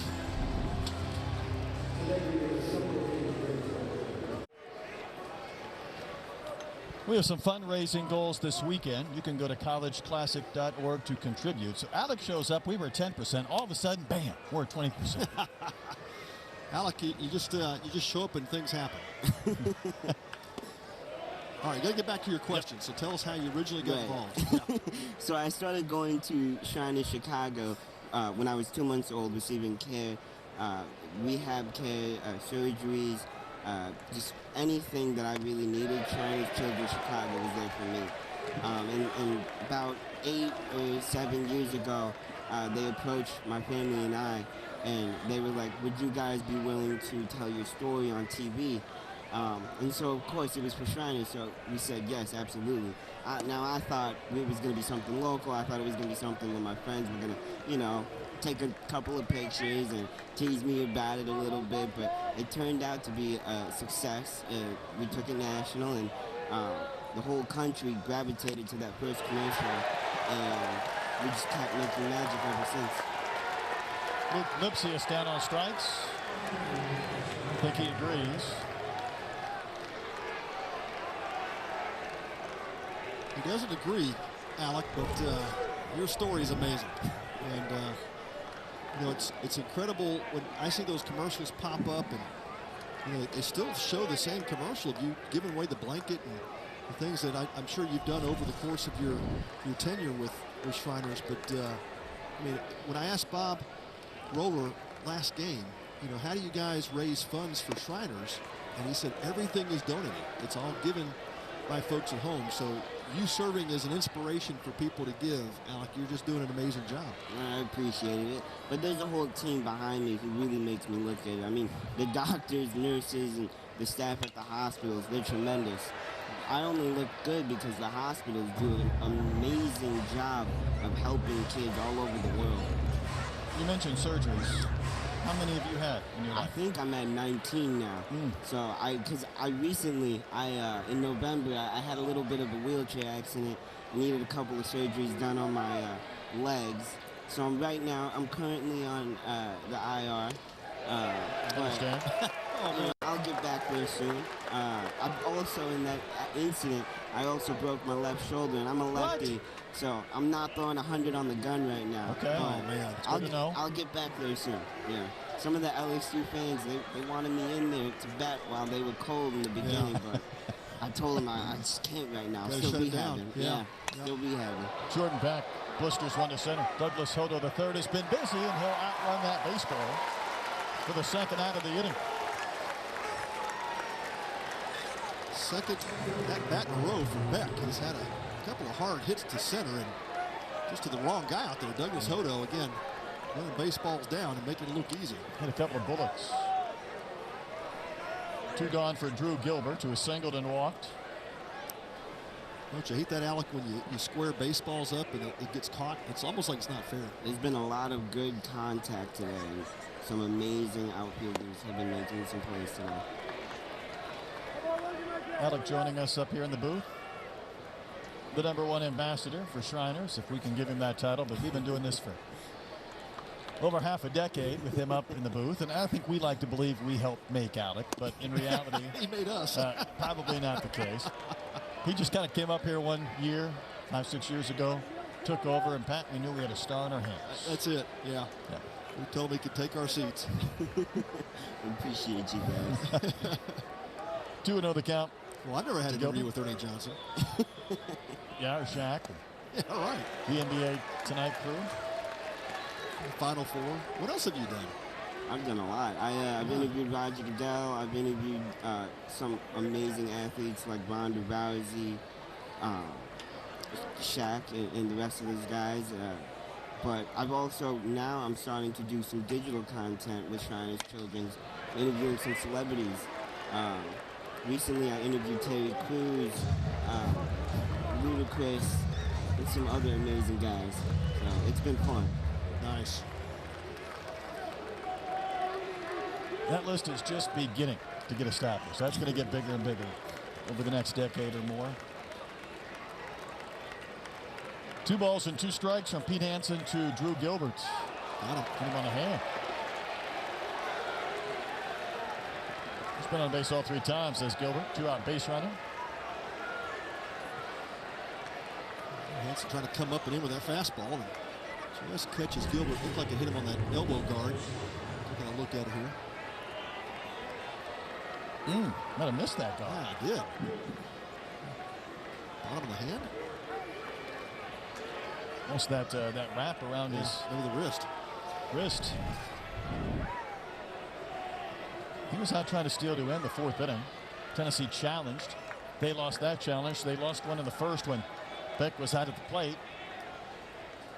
They're hoping they don't need any more. And here's Trey Lipscomb. So, Alec, what's up next for you? Are you traveling back, or where are you going? I got to go back to school. Northwestern is very challenging, and so I've had to limit the amount of travel I've had the past couple years. But I'm learning a lot, and I enjoy it at Northwestern. We still have to get through this tournament. That's true. Yes, we do. We're in the early stages of that process. Yeah, you're not going anywhere yet. Did you bring some homework with you? A little bit. That's a no. I can't go anywhere without some homework. That's right. Well, this is a dangerous hitter in Lipscomb again. 5 homers, 20 RBIs, but a 9 RBI game. He's behind in the count, 1-2 to Hansen. A couple of nice backdoor breaking balls from Hansen. Texas fans up on their feet. They want to punch out to end this inning. And Hansen delivers. Hansen and the Longhorns out of trouble. Go back here in the bottom of the 6th inning, tied 1-1. Hey, Alec, thanks for stopping by. Thank you guys so much. I appreciate it.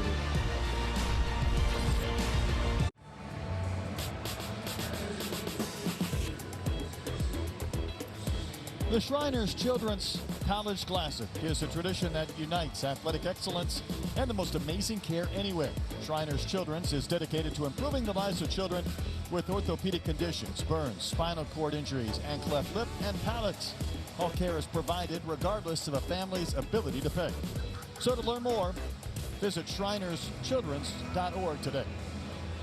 New pitcher coming on for Tennessee. Chase Burns went 5 innings, giving up 2 hits in the solo home run by Faltini, 1 walk, and he struck out 10.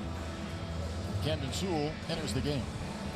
Yeah, really an outstanding outing by Chase Burns, and pretty much what we expected. He showed a great fastball and a lot of life with all of his pitches. Piled up the strikeouts against this Longhorn lineup, and he'll give way to Camden Sewell, and Sewell is a sinker slider specialist. He'll be 88-91 on the fastball and a sweeping slider.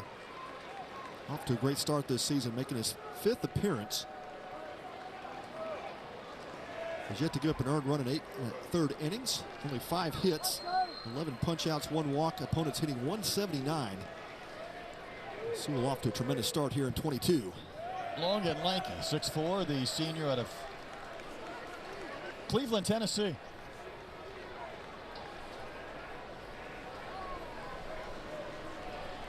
Made 23 appearances a year ago. He's facing Eric Kennedy and the heart of the Texas lineup, Kennedy, Melendez, and Daly.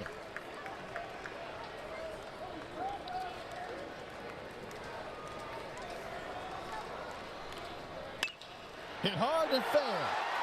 Down the line and right. Extra bases for Kennedy. Question is he going to think about 3? A pull up at second with a leadoff double. Was played back in by Beck and right. And a good beginning for the Texas Longhorns in the 6th. They got the 2-1 fastball up over the plate. Kennedy delivers the leadoff double and playing a little bit safe with Melendez right behind him. Certainly don't want to make the first out at 3rd base, so putting up the stop sign there at 2nd. And now the Longhorns with a great opportunity to take the lead. David Pierce said this week, and I think it was an honest discussion, that Melendez is not seeing a lot to hit. A guy that had 13 homers last year. He's produced a couple of tape measures this season. There's one guy who could change a game for Texas with one big swing. Whenever you have a big RBI guy in the middle of your lineup, a lot of times it comes down to who's batting behind him and who's providing protection, because if you can pitch around a guy like Melendez, get a lesser hitter behind him, that's what creates those scenarios where Melendez may not be getting good pitches to hit. So, of course, David Pierce juggling his lineup early on, just like most coaches are, trying to find the right pieces and provide the best protection he can so that Texas can avoid Melendez getting pitched around.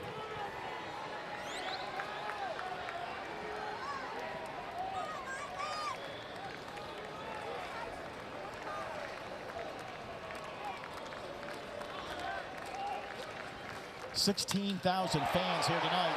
Melendez gives the Longhorn fans something to cheer about. That's down to the fence. Kennedy will score, and Texas has its first lead of the night. The back-to-back doubles here in the 6th inning. Just a great job of hitting there by Ivan Melendez, and gets down to the count. And Sewell not able to put him away with that sweeping slider. He just reaches out there and barrels that pitch up into the left center gap. Probably a slider that Sewell was trying to go down and away with and just caught too much of the plate. But Melendez doesn't miss those very often, and now gives the Horns the lead. So Camden Sewell has been greeted rather rudely. A couple of doubles after Chase Burns exited with 5 innings and 10 strikeouts. Fun thing about Sewell, I mean, he's no stranger to Texas. He had 3 strikeouts and did not allow a hit in an inning and 2/3 of shutout baseball against Texas in the College World Series last year. That may have played into the opportunity to get him in this game. Yeah, no doubt. Especially in a tie ball game. Frank Anderson, the volunteer pitching coach, we'll have to have that discussion. And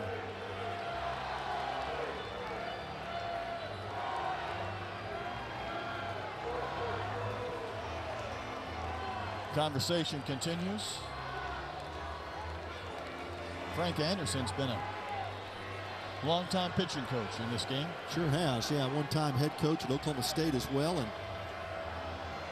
I think I previously saw him down at University of Houston. He was there for a couple of seasons, and Vitello gets him to come to Knoxville. Done a great job with this staff.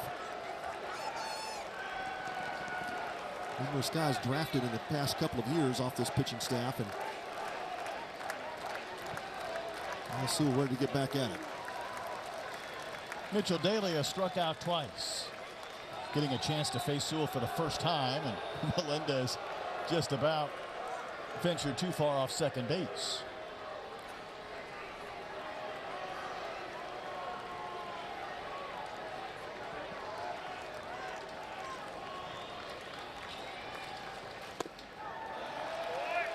Daly hitting 188, and obviously it's early in the year. Hit 316 a season ago.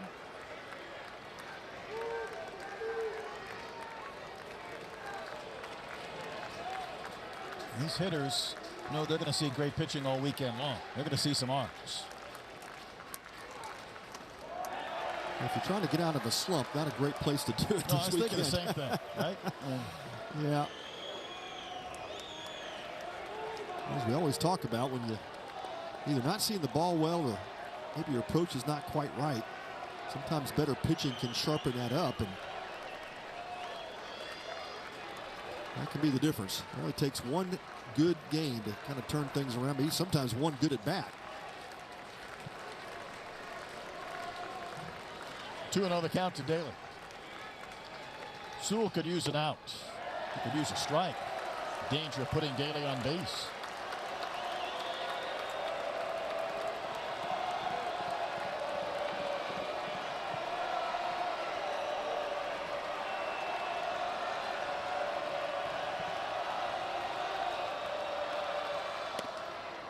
And he gets the strike.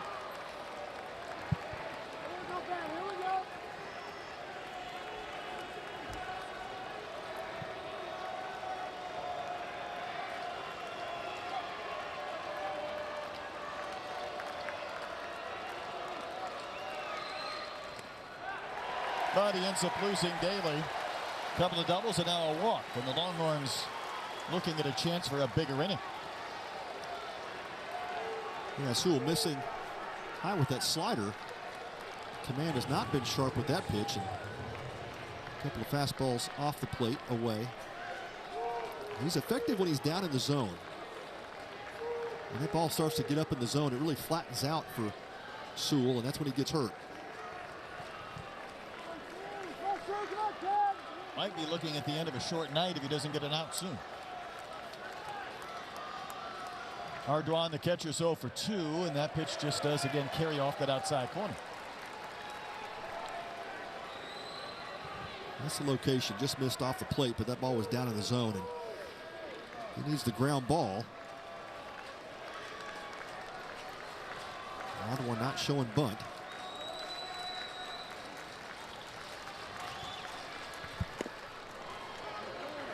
And Sewell gets a much-needed strike. Volunteers got a run in the 5th on the home run from Evan Russell into the Crawford boxes. Faltini answered with a solo shot of his own in the bottom of the 5th. Couple of doubles. It's broken up the tie in the Longhorn 6th, but again, they're far from done. Melendez at second, Daly aboard at first. Ground ball up the middle. Well, they're going to get a third to try and get a force, but no double play. Should Sewell have gone to second to try and get two? You know, Sewell goes to third base there. He gets the lead runner, which is great, but I think he had the chance to double play, and would have been a fairly easy double play had he gone to second base there. Running. Yeah.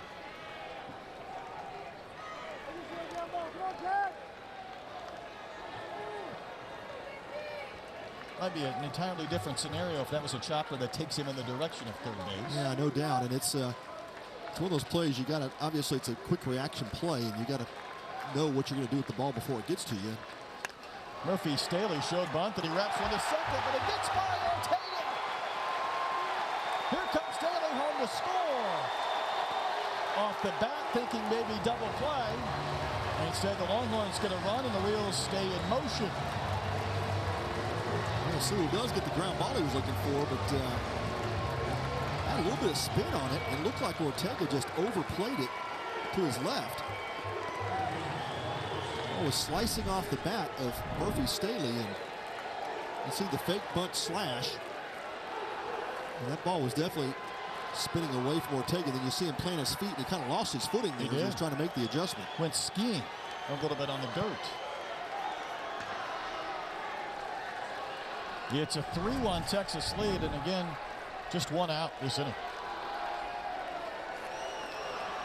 Skylar Messenger has struck out his first 2 plate appearances.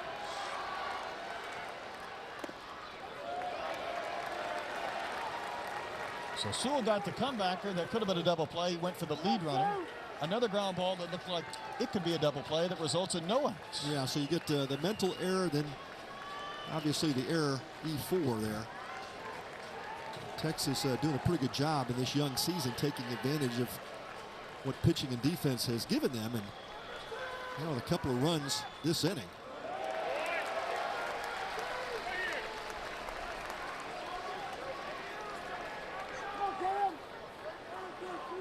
You got a pretty mature hitter in Messenger.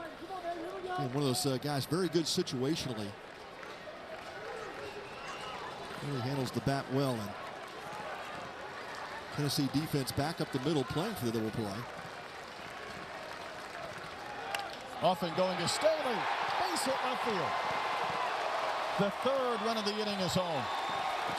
And Messenger delivers. And the Longhorns just keep coming at the Volunteers here in the 6th. That's going to be it for Camden Sewell. And unfortunately, rough start with the 2 doubles, but then could have been out of the inning had things gone differently on defense for the Vols. And Texas has struck quickly here. Woke up a nice lead. That's 4 unanswered for the Texas Longhorns. Back in a moment.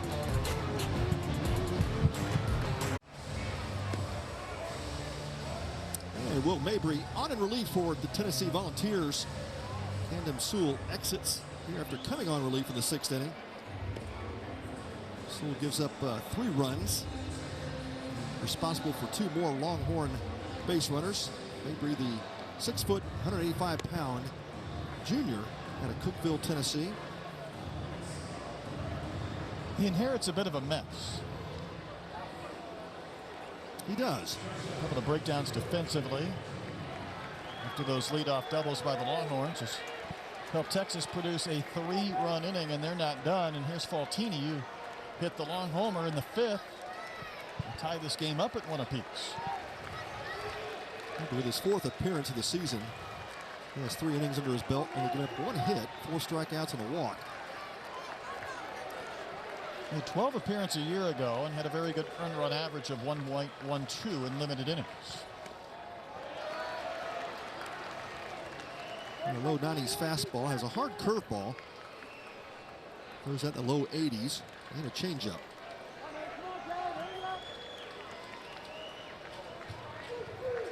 We know the offense that Tennessee has, but Mabry certainly has to clean this up here.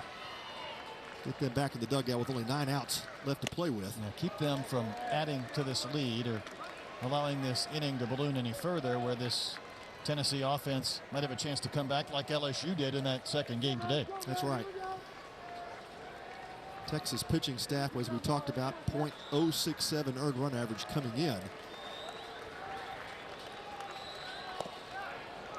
Good pitch to Faltini. Pete Hansen only giving up the home run in the 5th.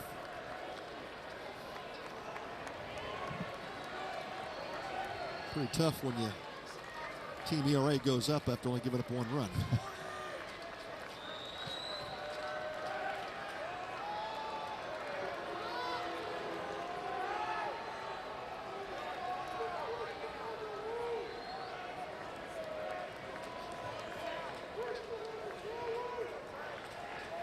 Faltini's home run was a soaring shot landing in the Crawford boxes back in the 5th. Vicious swing and a miss there. 2 outs in the inning. Good job by Will Mabry coming in, throwing low strikes to Faltini. That's the key. Getting him out. Just keep the ball down in the zone.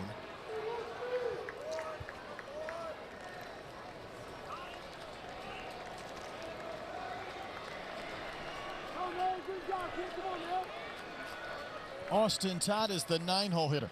He struck out a couple of times, but trying to turn that around here. Do a little bit of damage. Staley at second, Messenger at first.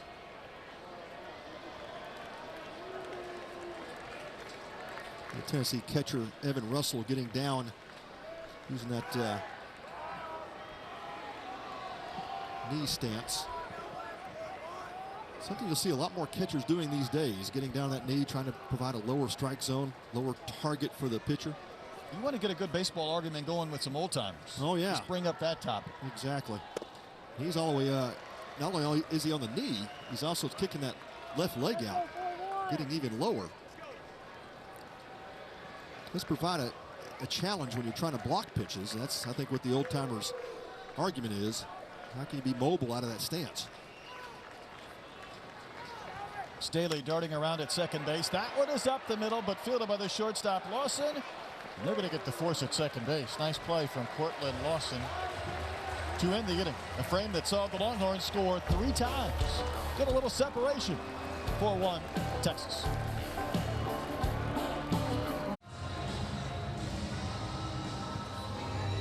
Get ready for 2022 by checking out the Astros team store in Union Station.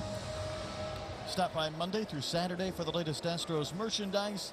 Visit astros.com/team store for more information. 16,000 plus here tonight. Even bigger crowd coming tomorrow when LSU and Texas have the 3rd game, the nightcap. This is a good one as well. Texas at one time trailing 1-0, now leading 4-1, and Pete Hansen's day is done. Yeah, great job by Pete Hansen, and everything that is advertised with him. The only downside to his outing was he gave up his first earned run of the year, but outstanding outing by Hansen. It gives way to Travis Staley. Staley off to a good start himself. 3 appearances make this his 4th. Only 6 innings, 3 hits, 6 strikeouts, 3 walks. Hitters 150 against him. And Staley will bring the fastball low 90s, slider, and a really true curveball and a changeup. He was talked about as a possibility for the weekend rotation or midweek starter for Texas. Really settled himself in as a kind of a piggyback type guy. If you get a starter that goes 5 or 6, Staley can certainly come in and close a game for you. Ortega, Dickey, and Russell 6, 7, and 8 for the Vols in the 7th.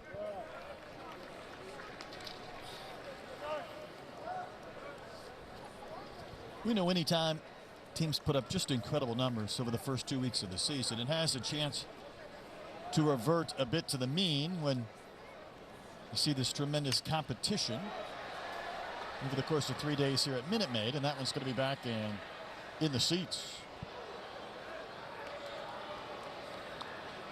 But again, this Tennessee team came into tonight leading the country in runs per game at 15 plus. Total runs, doubles, homers, slugging percentage, walks and on base percentage. And oh, by the way, they were 4th in batting average and 12th in hits, so they've pretty much surrounded everything. Just some obscene numbers. Nice slider. Lands for a strike to Ortega. Pete Hansen comes in and just pitches his game. That's what we've seen with his career at Texas, and those numbers didn't intimidate him. And outside of the home run, that was it. Hooked on the ground to third. That's right over the base. Nope, it's a foul ball. Now Messenger kicked it, so Texas probably fortunate. Just did take a U-turn. Otherwise, Ortega would have been on to start the inning. That was really close, and third base umpire Seth Buckminster immediately threw his hands up, and looked like Messenger did want to make that play, though.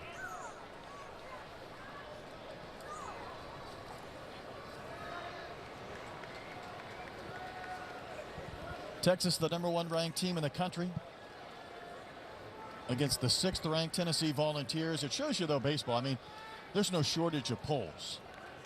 In all the number of polls, I think there's 6 that Tennessee's anywhere between 6th and 17th. That's a pretty wide spread. I would say it is. But regardless, if they can get a win tonight, you take down #1 Texas. It's the same thing. It just continues to build that RPI and builds that resume. You know, once you get into conference play for Tennessee, that every week is just an RPI enhancer. Oh, yeah. Especially the SEC. It's just a war every weekend. And even the teams at the bottom of the SEC have add to your RPI just because of the competition that they've played. You're just trying to get above 500. I mean, overall, then if you're close in the conference, maybe even a few games below, you have a chance to be a regional team. We mentioned LSU. They were 4 games below 500 in the SEC last year, but still able to get a berth in the region. Right. And what Tony Vitello has done in Knoxville is nothing short of amazing. And I think you touched on it earlier, Pat. We didn't get into it. I mean, you're in the same state with Vanderbilt, for crying out loud. That's right. You got to compete in your own home area. And that one's down the line and right, and it's out of play. I mean, Vanderbilt loads up on so many top players, and they have several commitments of guys I'm not convinced won't be first-round picks. So then you've got to change things out with some other kids to take over some of those scholarships. But what an addition to that Eastern Division. We know the SEC West, that has Arkansas, Ole Miss, the defending national champions in Mississippi State. Oh yeah, LSU's still there. Texas A&M under Jim Schlossnagle. But to add Tennessee to the East with Vanderbilt and Florida changes that outlook too. No doubt. It's the thing that Tony went back to was saying, hey, we've got to recruit well in our backyard first. Let's make sure we keep the guys here that ought to be playing in the volunteer uniform. And let's start to spread out a bit. So, you know, he's done a great job recruiting the Midwest as well. But they have absolutely, Vitello has turned that program around in the sense of now becoming a perennial regional type team. Count's gone full to Ortega, and he's going to draw the walk. So that was a lengthy plate appearance, but the Volunteers get what they need, a leadoff base runner. Yeah, I don't see this Tennessee program going anywhere other than to stay near the top. And, you know, if you can consistently be a winner in the SEC, you're going to compete for a right to go to Omaha just about every year. Yeah, you just look at the players in terms of Vitello's resume. You know, Garrett Crochet, first-round pick of the White Sox a couple of seasons ago. You had Aleric Soler, second-round pick of the Twins. Chad Dallas, fourth-round pick of the Blue Jays. I mean, just go down the list. He's got, you know, draft pick after draft pick now, and so it is a destination place for players in Tennessee and surrounding areas. Didn't Crochet go straight to the majors? That's right. Yeah. That's a small list. That's a small list. Here's Jared Dickey. And he rips one to right for a base hit. Ortega's going to turn at second and slam on the brakes. Played back in nicely by Austin Todd, and now the Longhorns are going to bring the tying run to the plate with nobody out. Yeah, ball was sharply hit off the bat of Dickey and got to Austin Todd quick enough that Ortega wisely slammed on the brakes there. Here's Evan Russell, who had a home run into the Crawford boxes in the 5th inning. Low liner that landed a couple of rows deep. And that was the game's first run. You sure wouldn't think that Russell would be bunting here. Not with Tennessee down 3 runs. Give him a chance to try to tie this game up. And I mentioned when he hit that home run back in the 5th, there was a guy last year had 2 different 3-homer games. So they do come in bunches. 3-run homer here would tie things up. A pretty good center cut fastball first pitch delivery from Staley. 12 different Longhorns, 12 different Volunteers, I should say, have homered this season. Russell's blast in the 5th inning, his 3rd. And he sees the count even at 1-1.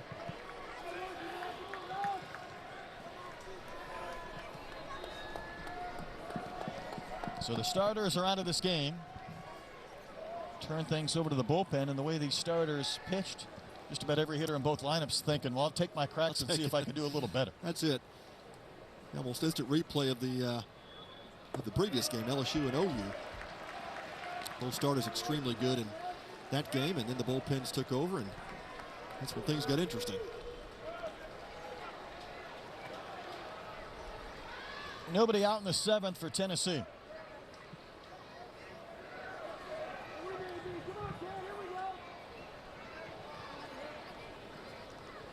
Staley ready in his pitch. And that'll be out of play as it bends towards the seats down the line in right.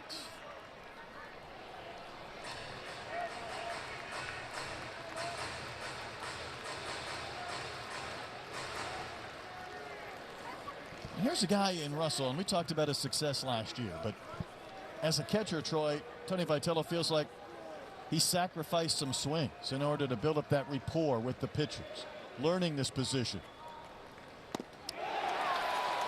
Not a good swing there for strike 3. Great pitch by Staley. That's the sacrifice a catcher makes, though. Sometimes you're worried about your defensive game as much as you are your offensive game. And especially making that conversion from outfield to catcher, it's a lot different. And you've got to obviously think about the amount of work and effort it takes to catch, and the amount of fatigue it can have over over the course of a season with your body. But so far early on, Evan Russell doing a great job handling the duties and still swinging the bat well. Cortland Lawson, the batter, shortstop of the 9-hole. Singled in his last at bat in the 5th. Boy, he's generous on the eye black tonight, isn't he? I mean, that thing's caked on that face. I don't know how long it takes to get that off. Might be there the whole weekend. His pillows will be a mess in the hotel. Sleep in it. Yeah, there you go. I would say he lathered that up pretty good, just in case the sunshine pops back through the clouds here at the crack of 10:45 p.m. That's the war paint. I'm sure that's what it is. It has nothing to do with the sunlight. No, it's all about war paint. the style, the look. Brakeman called it the show hair. What do you call this? The show face? Might be. 2 balls and no strikes, and the pitch to Lawson. Now it's 3-0. And if you're Staley, you really don't want to walk the 9-hole hitter only to turn this lineup over with the bases juiced. Yeah, it gets really difficult at the top. And got Lipsius, Beck, Gilbert coming up. That could get tough. Walk, single, strikeout so far in the Tennessee 7. Good pitch for a strike. 91 of the gun, and there is activity going in that Texas bullpen.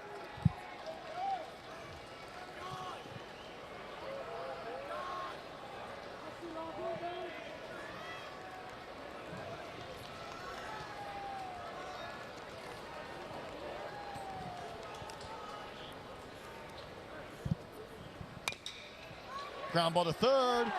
Messenger backed up, and the ball kicks away. A run will score, and the Volunteers have runners at second and third. And both teams have mishandled some ground balls where maybe there was a chance to get two. Yeah, that was a play that Skylar Messenger definitely gets an out at third base. He had a chance to turn two here. It probably would have been difficult to do that, but certainly if he keeps the ball in the infield, I'm going to call that a base hit. It's certainly a ball that Messenger could have played and knocked down at least and kept the ball in front of him for a chance at an out at third base. Looked like our umpire, Seth Buckminster, threw his hands up in the air. He was trying to get out of the way. He was trying to point fair. At the same time, almost looked like he was saying foul ball, but all of a sudden this is a 4-2 game, and the tying runs are in scoring position. Now David Pierce out to make a visit with his pitcher Travis Staley, first in relief of Pete Hansen.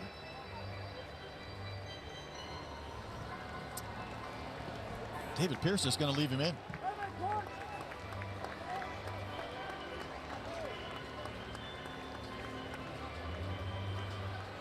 Longhorns have a couple of pitchers ready when needed. Well, both sides ready to go, and David Pierce will elect to stay with Staley here. Tennessee a chance to tie this game up with a hit.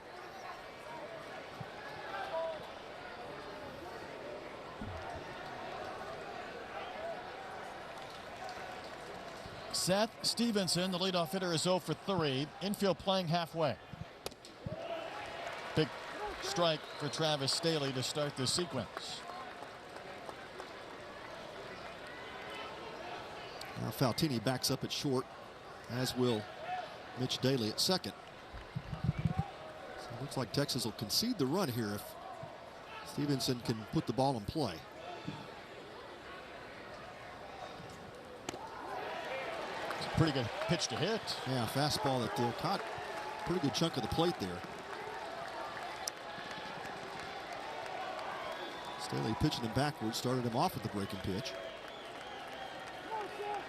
Now Stevenson looking just to put something in play. And Staley would really love a strikeout.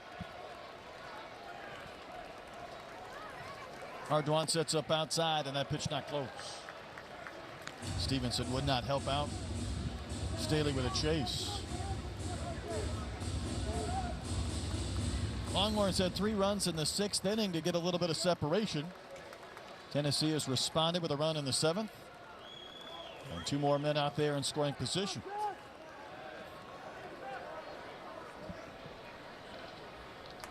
Another big pitch in this inning. Buried again. A good hold by Stevenson. Gets the count even. Staley trying to use that curveball to get the out. Stevenson's not biting on it.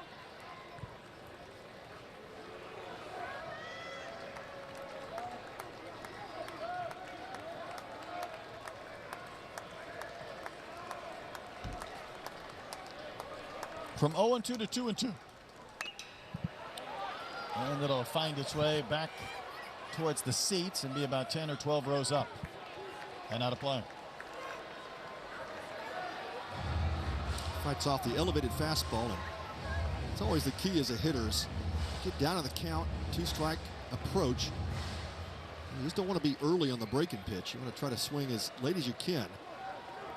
You have to foul off the fastball. That's the key. Try to keep those hands back as long as you possibly can. This has turned into quite the battle. Straight up to shoot. Ardoin, is he going to have a play? I think he is. That's a huge second out.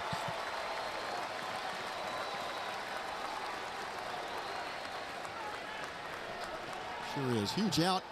Infield can play back now. David Pierce is going to go to the left-hander. Face Lipsius, and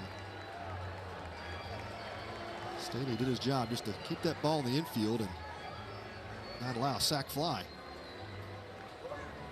Strange inning, and it's not done. Tennessee's pushed across a run. And the tying run's out there in scoring position, but a pitching change will be made. We'll step aside here at Minute Maid, the nightcap of day one of the Shriners College Classic, a 4-2 Longhorn lead.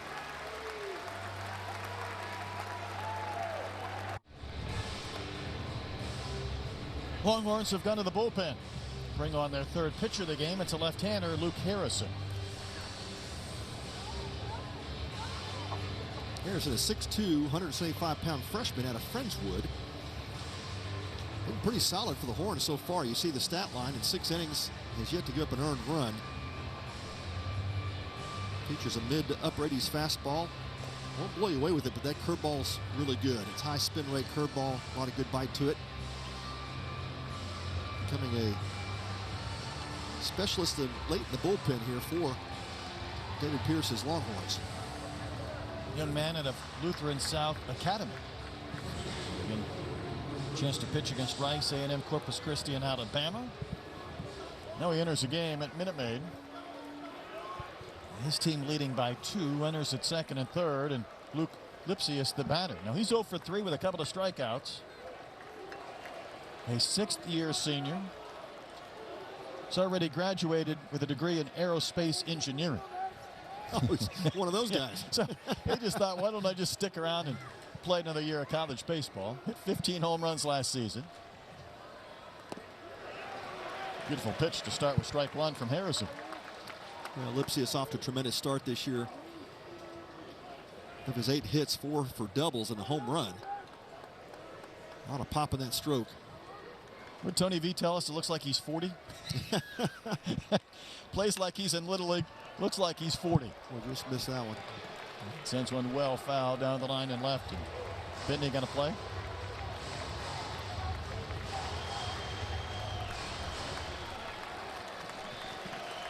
He's got to expand the strike zone now. He's got rung up on a couple of pitches that were, in his mind, tough pitches.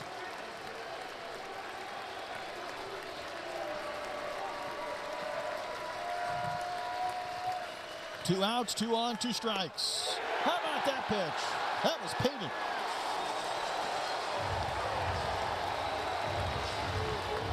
Lipsius not so sure. Volunteers going to run. Straight a couple of minutes scoring position. Stretch time from Minute Maid. This K ends the inning.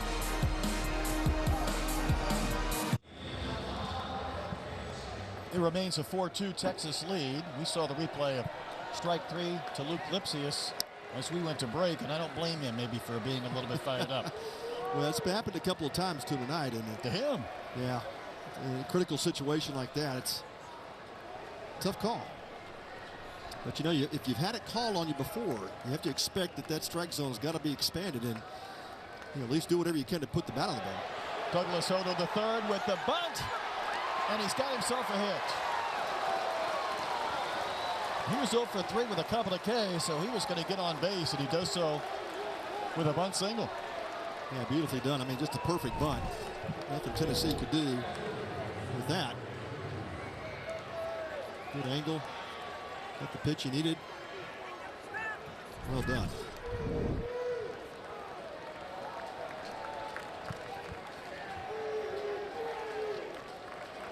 Eric Kennedy, the batter.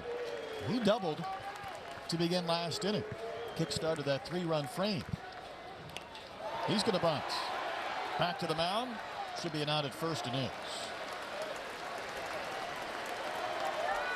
When's the last time you saw back-to-back bunts in a game? Yeah, that's Texas small ball, though. You get this late in the game, and they're going to move runners around, and that's been their MO. What I like about that sacrifice situation, you see guys called upon to bunt, they give it away, they can't get it down, they foul one off. He just got up there, dropped it down, move along. Do your job. Set the table for Ivan Melendez. Eric Kennedy understands that job very well. Pitch had a lot of movement away from the right-handed hitting Melendez, who got an RBI double last inning.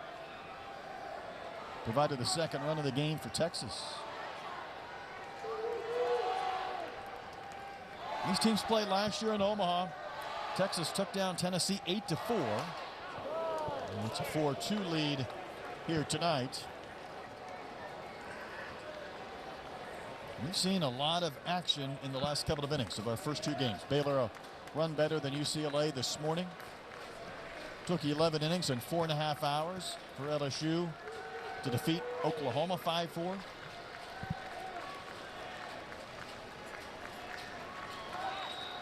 A couple of one-run games, and this is kind of looking like another one. It's shaping up to be. Might be onto something.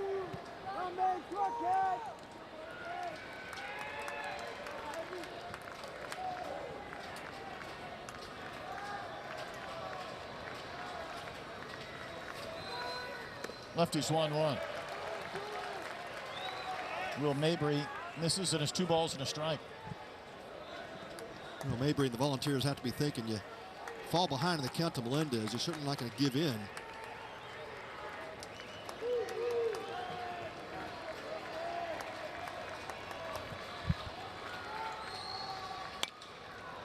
Hit foul outside of third where David Pierce coaches. And hey, not every head coach coaches third base anymore. Yeah, not many. David Pierce says he just enjoys being in the flow of the game. He sees the field. Likes to call the plays there from third base. Has the wristband, signals plays to his hitters and runners. The flashing number signs. I've heard more and more head coaches talk about how they like to be in the dugout for any number of reasons. That one's gripped to left. Back towards the Crawford boxes. Off the wall. And how about that Minute Maid Park ricochet? Like a pinball machine. And the Titanic's going for 3. Safe! Melendez took advantage of every inch of real estate at Minute Maid Park in his blazing speed. Got him a triple. Well, that ball rattles around there. It's so difficult for a left fielder. In this case, Seth Stevenson trying to figure out which angle to play. Does that ball hit off the Crawford wall, or does it go into that gap towards the bullpen area? And that's exactly what happened. It hit 3 different portions of different walls before it hit the ground. That's what sometimes you get with this, just a nuance of left center field here in Minute Maid Park. So it hits the side of the Crawford boxes, ricochets off the screen-linked fence, and then off the pillar, and then rolls back towards the Crawford boxes. And that time, even Ivan Melendez could get a triple. Expecting the machine to go tilt. Yeah, great job of 2-strike hitting again by Melendez. Certainly don't want to take anything away from his at-bat, what he was able to accomplish there, and boost that Texas lead back up to 3 runs. And that'll be it for Will Mabry.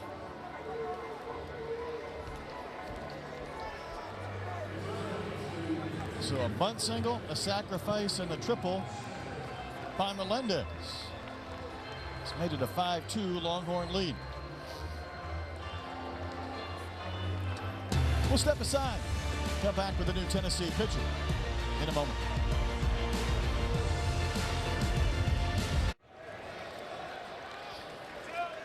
New Tennessee pitcher is Ethan Smith. Comes on with his team trailing 5-2 in the 7th.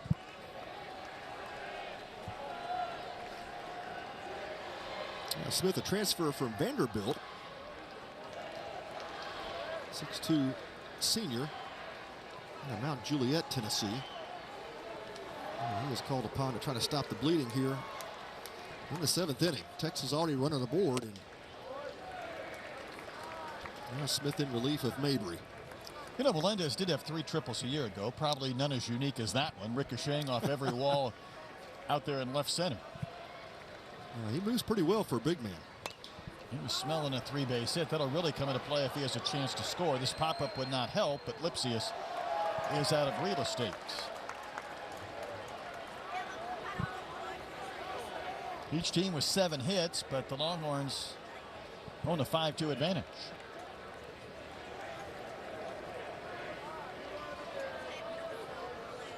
Texas trying to start this season 10-0.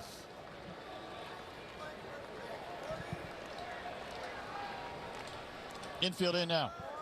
And that pitch bends down and out.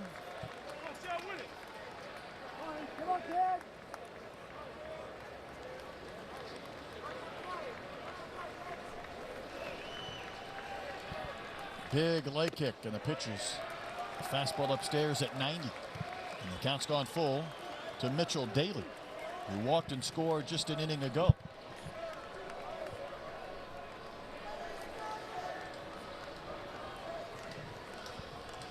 Here's the payoff. That's ball 4. So the base runners continue for the Texas Longhorns. Smith went back to the curveball. That's his out pitch, but not able to control it in the zone.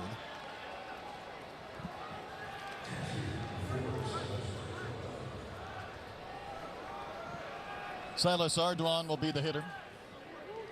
Reached on a fielder's choice and scored last inning. The son of Danny.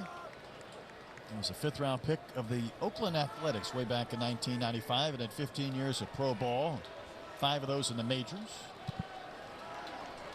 But also a Louisiana native. You think he might be looking forward to tomorrow night? That's right. Going up against LSU? No doubt. This place is going to be rocking. It was a year ago when they had that event in Arlington, and I think you were there to kick off the season. Arkansas went 3-0 against some top-notch teams, but they pretty much opened up Globe Life and said, come one, come all. And you had some huge crowds of 16,000, 17,000, which at the time seemed like 80,000 compared to what we were coming off with, yeah. All the reduced capacity. Well, still with all the COVID protocols in place, it did. It felt it was immense. It was loud. The ballpark was really loud and had the roof closed. Outstanding weekend of baseball, and I'd have a bigger crowd than that tomorrow. Ardoin sings one to deep center. Gilbert still running. My goodness, that was a journey to get back just shy of the track. And Gilbert makes the catch, but Melendez will tag and score. And it's a 4-run Texas lead. That ball was crushed to center field, and Ardoin making a bid for extra bases, but Drew Gilbert tracks it down finally. Deep right center. Plenty enough distance for Melendez to get home, and Ardoin does the job, picks up the sac fly. Longhorns did not score in the first 4 innings. Got a run in the 5th. That was the home run from Faltini.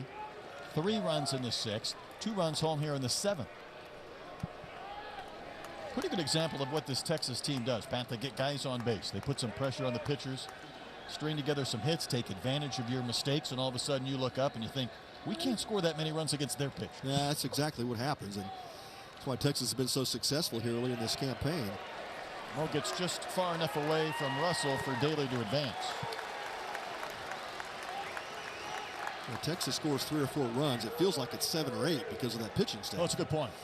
You kind of have to grade on the curve as far as how many runs you can give up to a Texas team, especially on a weekend series where you know you're going to get their 3 big guns one after another. Right.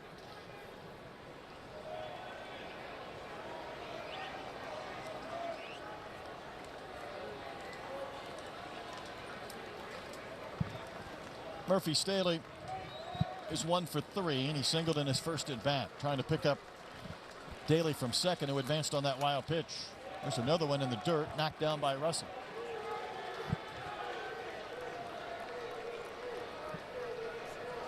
Yeah, Smith having trouble with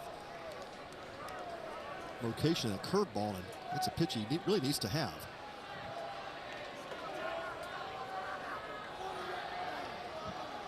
Needs a strike.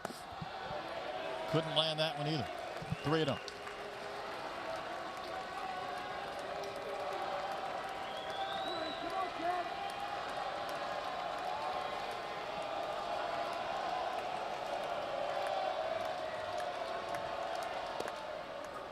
Maybe a generous strike called on 3-0, but Volunteers will take it.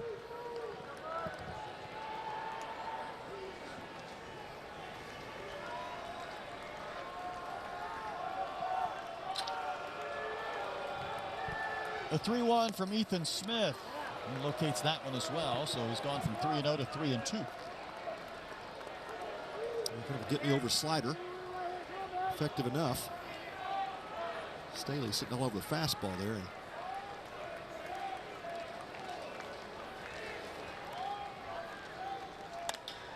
On the ground, up the middle, into center. Base hit. Staley's going to drive home Daly. Chance for an out at third or second, and that will end the inning. That's another 3-run frame, however, for the Texas Longhorns. Yeah, outstanding offensive production here by the Horns. They blow this game open. Score their 7th run here in the 7th. Just a couple of outs, a couple of innings for Tennessee to come back.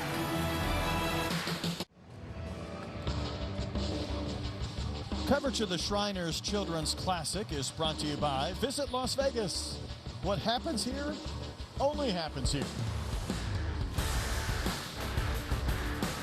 Vegas doesn't even crank up till about 11:15 at night, but we're in the 8th inning of this game. And a new pitcher as well for the Texas Longhorns, Jared Southern, comes on.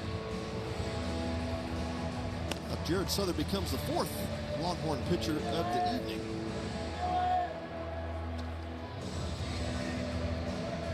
Pretty good numbers to start the season.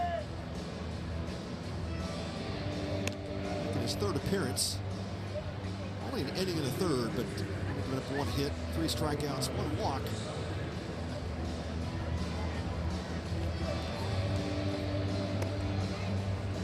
Southern 6'2", redshirt sophomore from Leander, Texas.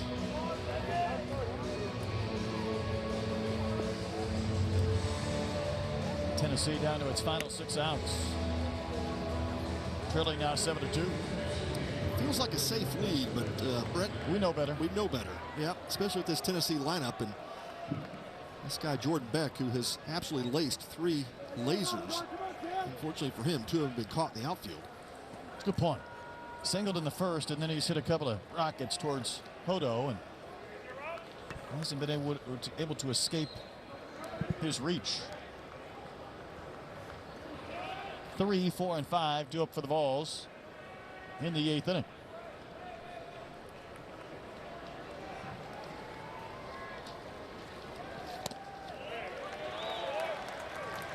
And Southern able to start with a strike. I believe he's the 4th pitcher for Texas and the 8th we've seen in this game.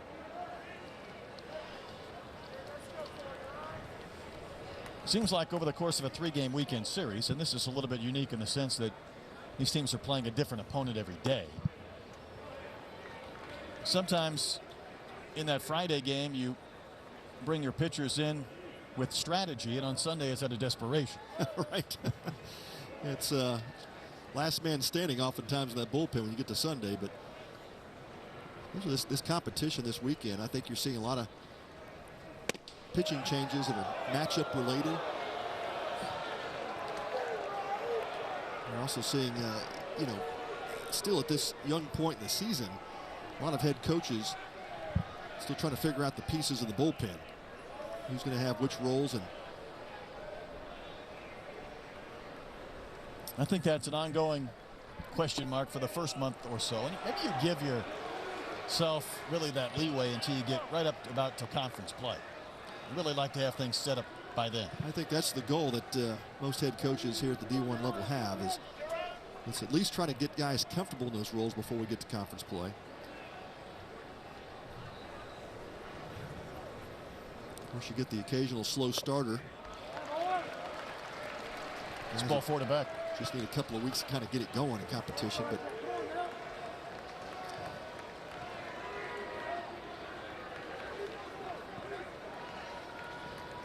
Tony Vitello knows with his offense that a recipe for getting back into a game is some free base runners.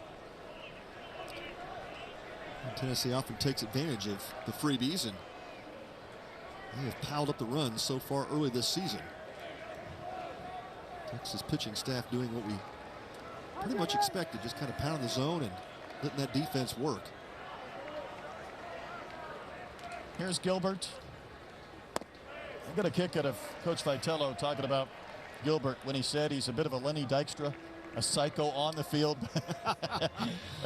Just a great guy off the field, but he plays what he claims is about 100 miles an hour. Yeah, that's a good description. That's what Lenny did. And of course, my former teammate, he always had a bit of an edge to him, but you know, as a teammate, you had a little bit of anxiety when he'd go after crashing into walls, trying to catch balls, and it seemed like he was diving everywhere, and just thought that just the wear and tear in his body was going to catch up. Even Tony said that you can't be angry 24/7. Yeah, right. Play the game angry, but to a point. But you got to love a guy that has that type of passion and energy, and it typically lifts the room. When you talk about the locker room and the leadership, when Drew Gilbert walks in, it's a little bit more serious. Minnesota native playing his college baseball in Tennessee. After the leadoff walk, then Southern is misfired on 3 in a row to Drew Gilbert.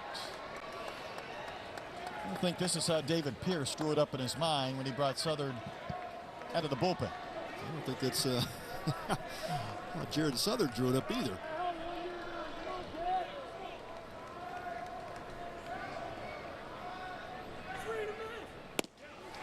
And he dials in a strike when he needs one. And he needs a couple more as well. Yeah, 94 on the outside corner.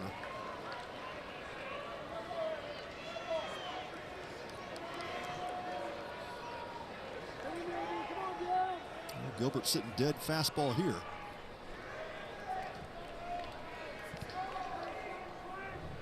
(3-1) pitch. Big wave and a miss.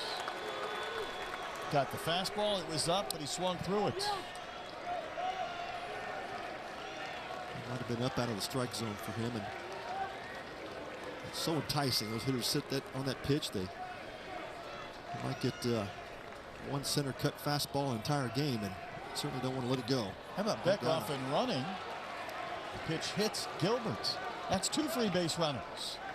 So that 5-run lead no longer looking quite as large as the Volunteers build towards possibility of doing some damage with one big swing.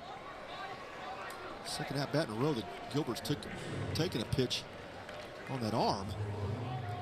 That'll bring Sean Allen out of the dugout. Gilbert's been on base all 4 times and he has 1 at bat.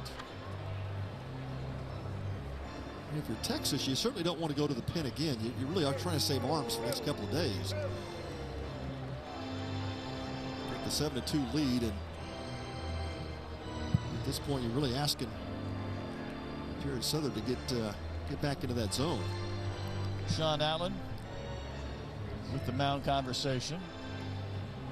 We have a fundraising goal all weekend for Shriners Hospitals. Right now we've jumped it up to 20%, so we want to see that number continue to grow over the course of these 9 games in 3 days, and we're at 20%. So go to collegeclassic.org to contribute.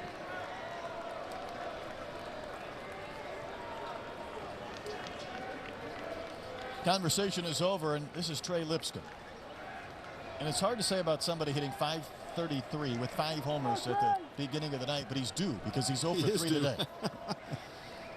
That'll certainly be his first 0 for the season, but here's the guy that Volunteers want at this situation. One swing of the bat, make it 7-5. If you're Trey Lipscomb, you got to be thinking that direction.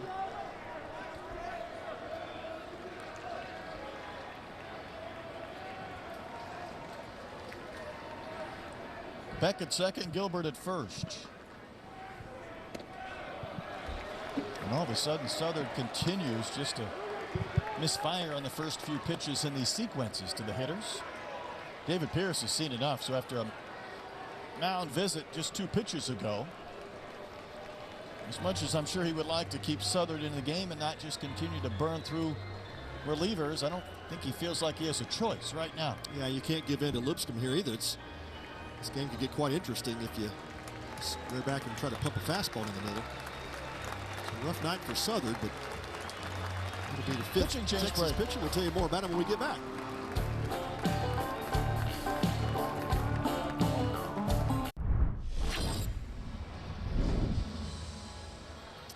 Well, the Longhorns have gone to the bullpen, had to bring on their closer, Aaron Nixon, with nobody out in this 8th inning.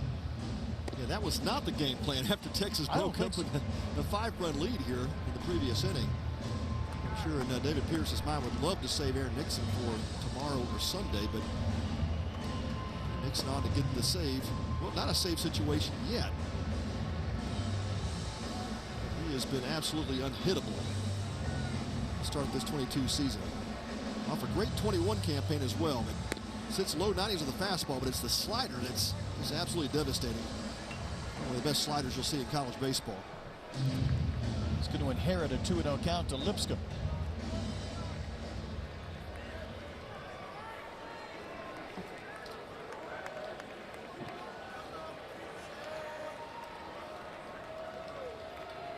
Callan native is Aaron Nixon. Nothing like being a closer as a true freshman on a College World Series team a year ago.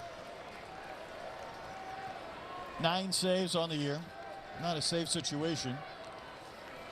Trying to find a way to take down Tennessee and give them their first loss of the year. Not so fast. That one socked out to left. Kennedy back. That's the second play like that he's made tonight. Well, he's playing left field like he owns it. My goodness. Like he's been here a few times, but that running catch by Eric Kennedy. And talk about the speed of this Texas outfield and the jumps that they get on balls. And that ball was scorched off the bat of Lipscomb and could have easily been a double had Kennedy not taken the right angle. And just like that, one pitch for Nixon, one out. It's a good thing he doesn't have to Texas. throw. Did you see that hand all bandaged up? His throwing hand?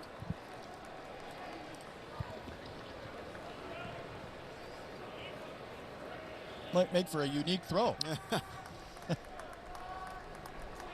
We'd heard that Kennedy had, I think, made contact with the wall in Austin. What was it, over the weekend? And bounced back pretty well from that. Ortega will pop it up. Not a lot of room in foul territory behind the plate, and that'll be just behind the Longhorns dugout. Aaron Nixon's 5th appearance this season. Already a couple of saves here in 22. He had 3 hits over 4 2/3. 6 strikeouts, 3 walks. And Pat, after pitching so much last year and successfully, then he went off and joined the USA Baseball Collegiate National Team. That's a full year. That is a full year. Not much rest. I know Texas didn't throw him a ton in the fall. Pulled the string. Yeah, my goodness. That's just a nasty pitch.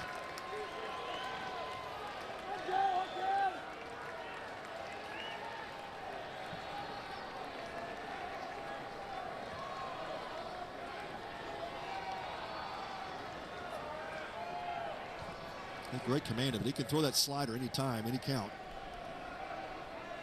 High trust pitch for him. See if he throws it again. Pick play at first. Not in time. The Longhorns thought they had to strike him out, pick him off, double play. We have seen some bizarre plays at first. It's not often you get a chance to pick on a strikeout. And the Longhorns saying they might request a review. Well, how about that snap throw by Silas Ardoin from the plate? Melendez with a quick tag, and Melendez thinks he got Drew Gilbert. And Texas will challenge the call at first base, and this will be the 3rd challenge of the game. Gilbert had ventured pretty far off that bag, so once Ardoin put that throw on the money, there's a possibility of a pick off, and obviously Texas thought that should have been the call. We'll find out. Yeah, swing and the miss by Ortega. A quick throw. Awfully close. Melendez did a pretty good job almost blocking the base there. Yeah. And I don't think he's trying to do it. He's just trying to get back, find the base, and accept the throw. Now you wonder if it's going back to what we saw earlier. Seems like a decade ago, but it was just earlier in the day when we saw LSU first baseman Trey Morgan get caught for obstruction.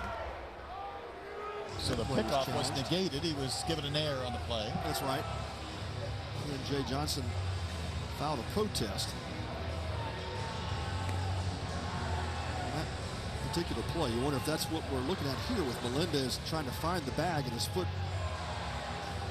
It was right in front of the bag where Gilbert was trying to slide back in. I'm not sure there's a great angle with which to work on this play. So Nixon will continue to throw as he waits for the judgment of this replay review.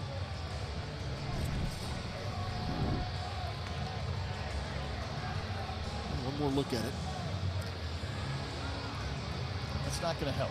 Yeah, that's a better angle. Looks like Melendez was straddling the bag. I don't think there was any obstruction there, but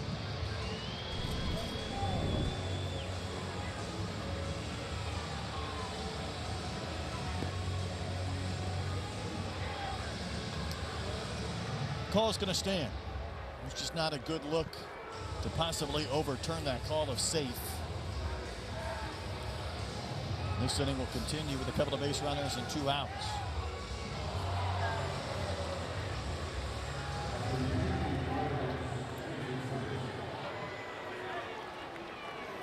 Well, Aaron Nixon comes on and quickly gets 2 outs after Tennessee had threatened with a walk and a hit batter to start the inning.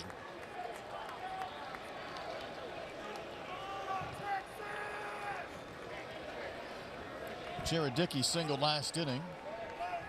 1 for 3 in the game.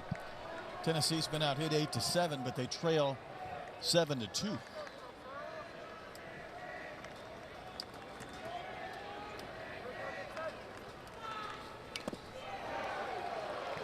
that got a piece of our plate umpire Michael Durantis. That was a thud echoing around this ballpark. Looked like it bounced off the back foot of the hitter Dickey, and then popped up and caught Durantis on the arm. He's ready to go.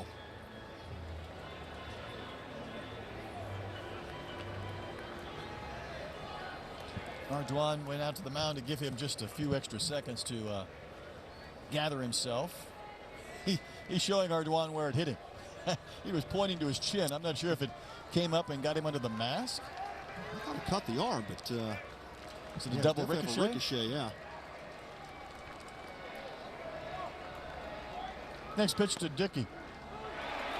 Crossed him up. Ardoin looking at his pitcher like, it's supposed to be a slider. He was lucky to catch that. Yeah, that's a great catcher back there. Can recognize the spin off that pitch and quickly make the adjustment. How about Nixon taking off his cap and looking into his cap? Some sign relayed in that he had to check on? I think so. That's exactly what they do, is they put the series of signs underneath the cap. Just make sure they're on the same page here. Nice pick by Ardoin. He's seen a little bit of everything from being crossed up to playing a ball in a short hop. Yeah, that was a tough play. That pitch is bouncing in front of the plate. And the catcher has to make that split-second decision. Do I try to backhand this and just try to knock it down with my glove? Or try to square it up? And that time Ardoin made the right decision. Just went to the backhand. Might be time for one of those Nixon sliders.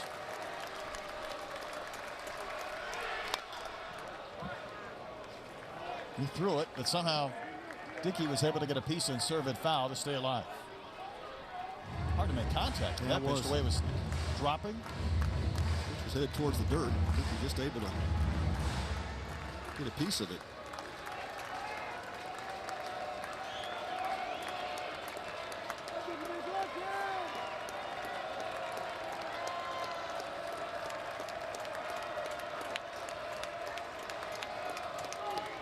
Another 1-2. And that pitch not close, elevated. 2 balls, 2 strikes.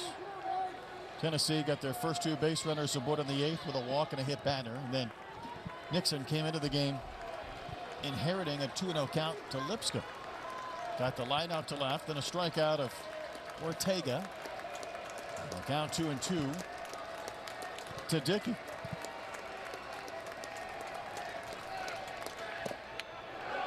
Just missing. So now the count's gone full, and these runners will be able to take off early on the payoff. Yeah, good take by Dickey. That ball didn't miss by much. He's seen every pitch that Nixon's thrown, and that's a good idea what that slider spin looks like. It's still tough to pick up, but Dickey's seen a few of them.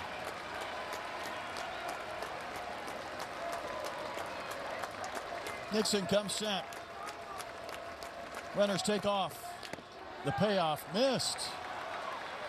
3 free base runners for the Volunteers in the 8th. And one swing can't tie this up, but they're getting awfully close to making things interesting. And if they could launch one out of Minute Maid. Especially with this hitter, Evan Russell, who's already done it tonight.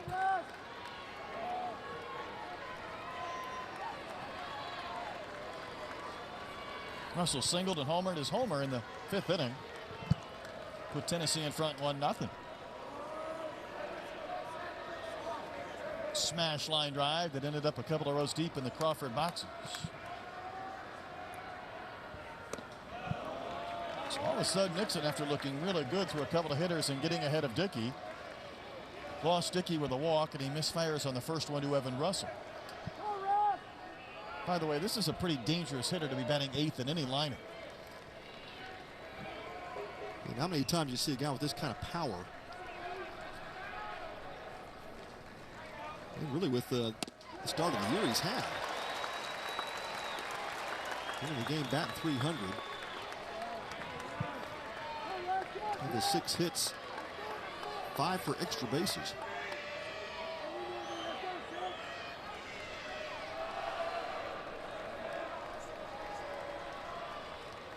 No place to put Evan Russell.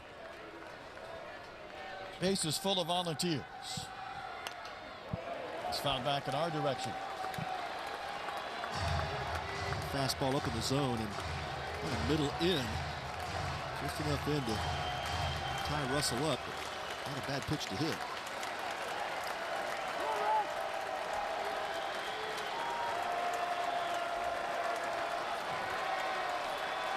Longhorn fans have been trying to will their team out of this inning, out of this stretch.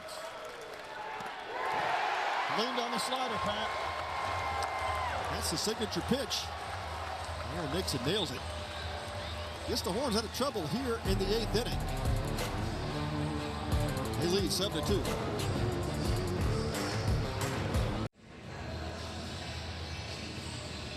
Longhorns ready to bat in the bottom of the 8th. Tennessee has gone to the bullpen. Mark McLaughlin, junior right-hander out of Georgia, comes on to pitch.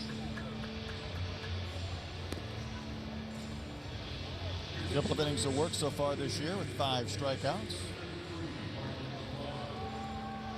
Yeah, the 6'3" junior from Johns Creek, Georgia.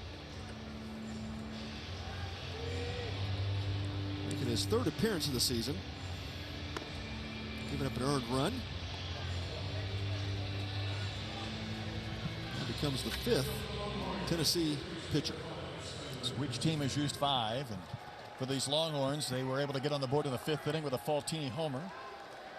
And then Texas scored 3 runs in the 6th, then 3 more in the 7th to build up this lead. Messenger will lead off, followed by Faltini and Austin Todd. Messenger singled in a run back in the 6th.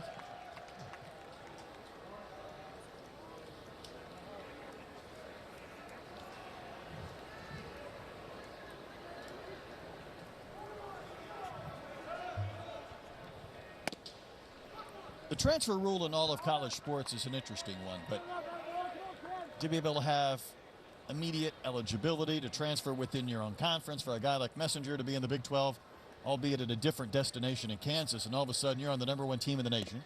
You're playing at a big league ballpark. There's 16,000 fans here. It's got to feel a little bit different. Yeah, not a bad trade for Skylar Messenger. He's thankful about the transfer portal. Yeah, I certainly understand it as a grad transfer as well in his case. He's going to take strike 3. McLaughlin able to pick up a strikeout, the first batter that he faces. Good curveball from McLaughlin. That low 90s fastball. Got ahead with it against Messenger and finishes him off with that tight spin curveball. Here's Trey Faltini. He launched a home run into the edge of the Crawford boxes back in the 5th. His 2nd home run of the year.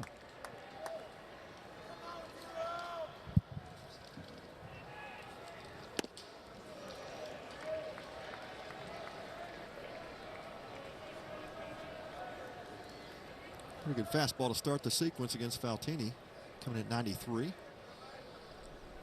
Trey certainly has a lot of athleticism at 5 home runs last year. Hit 249, and Pat, if that's a number that he can jump up, say 20 points, with what he can do defensively, if he's closer to a 270, 280 hitter than 249, it really bode well for his professional stock. Well, sure would. He's already seen as a very athletic, capable shortstop. And diving effort by Gilbert in center, but he can't come up with it. That's another rocket that Faltini has hit, and he gets the single. His 2nd hit of the game. That one hurt for Gilbert. He's getting up, shaking off the cobwebs. Did he do a face plan as well? Did he? I was looking for that. That's lay out? Seems to be shaking his head pretty good, but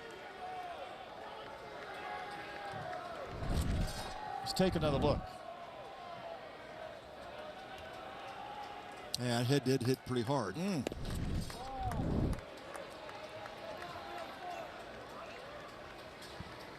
He's a tough dude. He's gotten hit twice and then now bangs his head on the turf. It's been a painful night.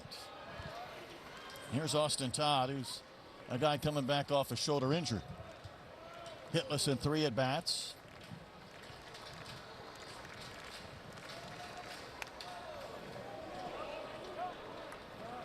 Hard to believe for a guy like Austin Todd, and we talked about the transfer portal, how unique that is.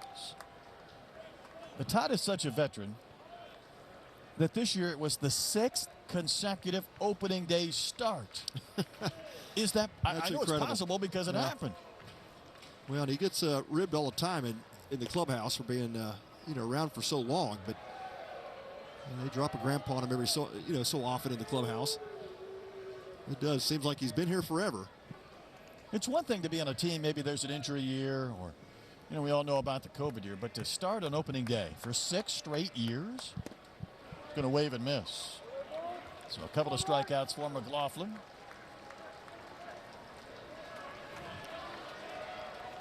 We'll turn the lineup over for Douglas Hodo III.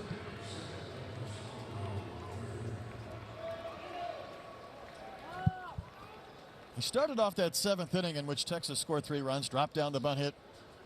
The next batter was Kennedy, dropped down the sacrifice. Before you know it, Melendez had an RBI triple. Arduan had a sac fly. Staley had a run-scoring single.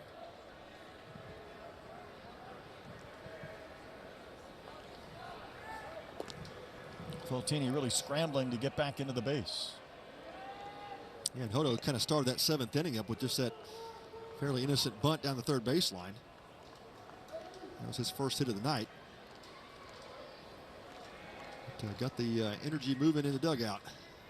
Got the runners moving around the bases. Pitch at 92 for a strike. Sacrifice from Kennedy moved things along as well. And we talk about the home runs and the runs in college baseball, but this was a team that had 51 sacrifice bunts last year. That was in the top 6 or 7 in the country.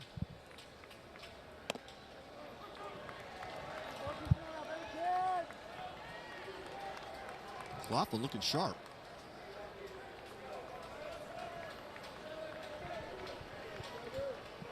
He wants to finish strong and end this inning, get his team up there in the 9th.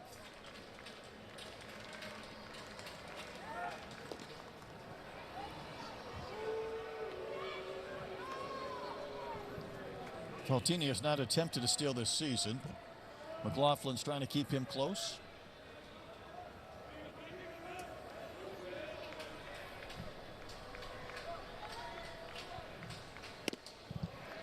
That's a rip and a miss.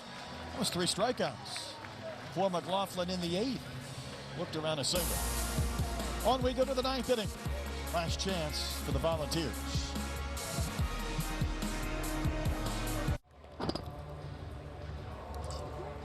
Aaron Nixon came on in the 8th inning.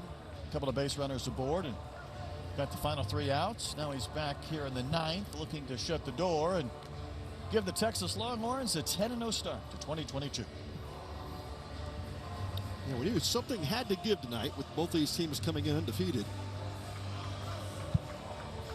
Right now, Texas with the upper hand, and certainly feels like Aaron Nixon closeout, but he gets to face this powerful Tennessee lineup. Cortland Lawson will lead off, then back to the top of the lineup with Stevenson and Lipsius. Tennessee did have a 1-0 lead back in the 5th on the Russell home run, but Texas has built up this 5-run cushion.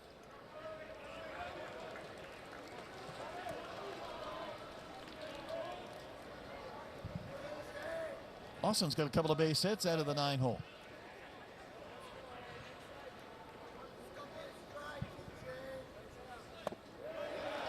That slider is something else. I almost feel like it pauses for a split second before it continues on. It's unhittable. When he keeps it down in the zone like that, it's just a devastating pitch.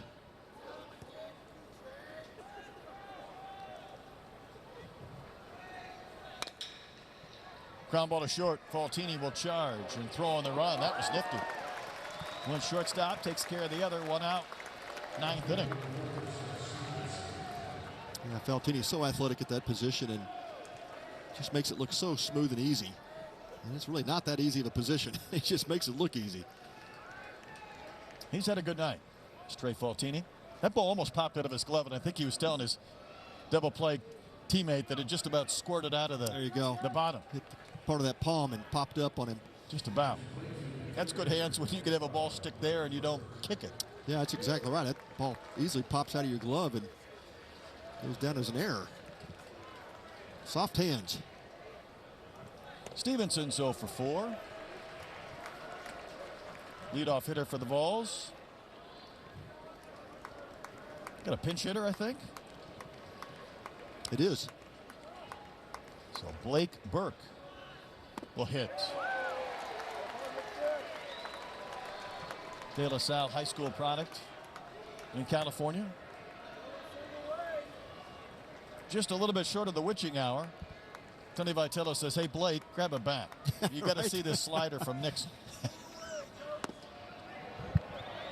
That is the challenge of playing in a tournament like this. You sit around. Of course, both of these teams had to wait an extra hour and a half in between game number 2 that went long, extra innings. And then late into the night, this Friday evening game that was supposed to start at 7. We kicked it off at 8:35. 8:35. Yeah, it's been a long day for both these teams. 2 balls, 2 strikes to the pinch hitter Burke.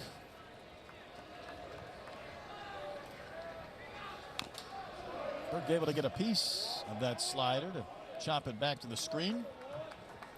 So tomorrow our schedule, the first game set for 11:05. It'll be Oklahoma, UCLA. 2 teams looking for their first win of this college classic. Tennessee will be back for the 3:05 game against Baylor. Well, that one hit him. If you had the over on hit by pitches today, you're cashing out a winner. Yeah, exactly right. It's got to be like the 5th, right? There's a 2 on Gilbert. David Pierce is out for an explanation. I'm not sure if he thought maybe hit the bat or not, but regardless. Either that or did Burke stick his hand out?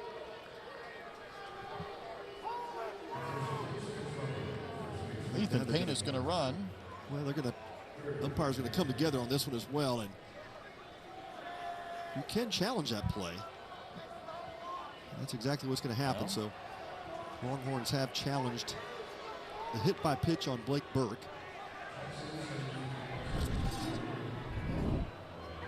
Take a closer look and see if he stuck his hand out there. Ardwan had kind of an interesting take on it. Yeah, did he stick his arm out? Might be able to make that argument.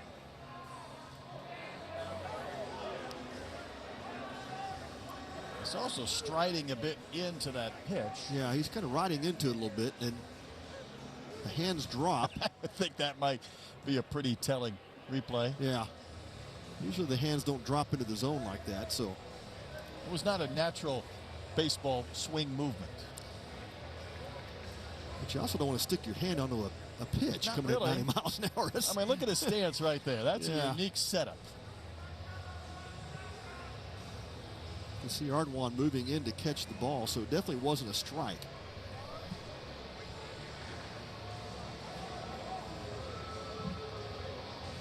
Curious to see what they might come up with here. This is probably the angle that might be a little more telling than others. How about that ball nearly being caught, though, by Yeah. Ardwan? Played the ricochet. Oh, it does come off his knuckles. Definitely makes contact with his hand. Great camera work there for us to be able to see that. I think that's the only argument that Texas may have is did he intentionally put his hands out into the zone to get hit? What say you after seeing that replay? Yeah, I think it'd be tough to call that. I mean, you're getting I would down to the agree. No motivation of the hitter, right? Yep. So it's, yeah. Sometimes hitters can get fooled on a pitch and turn into one. And so, yeah, I think this is going to stand at Burke gets first base, and there's been a pinch runner for him already stationed there. Tennessee needs base runners. They're down to their final 2 outs, trailing by 5 runs. This conversation has been a lengthy one. I mentioned Tennessee will be back for the middle game yesterday against Baylor, or tomorrow on Saturday. Texas LSU, of course, the nightcap tomorrow night.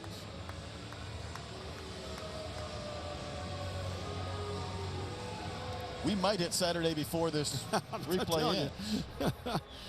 It's starting to thin out here in the stands as well, so I think the fans have figured out you got Aaron Nix on the mound, and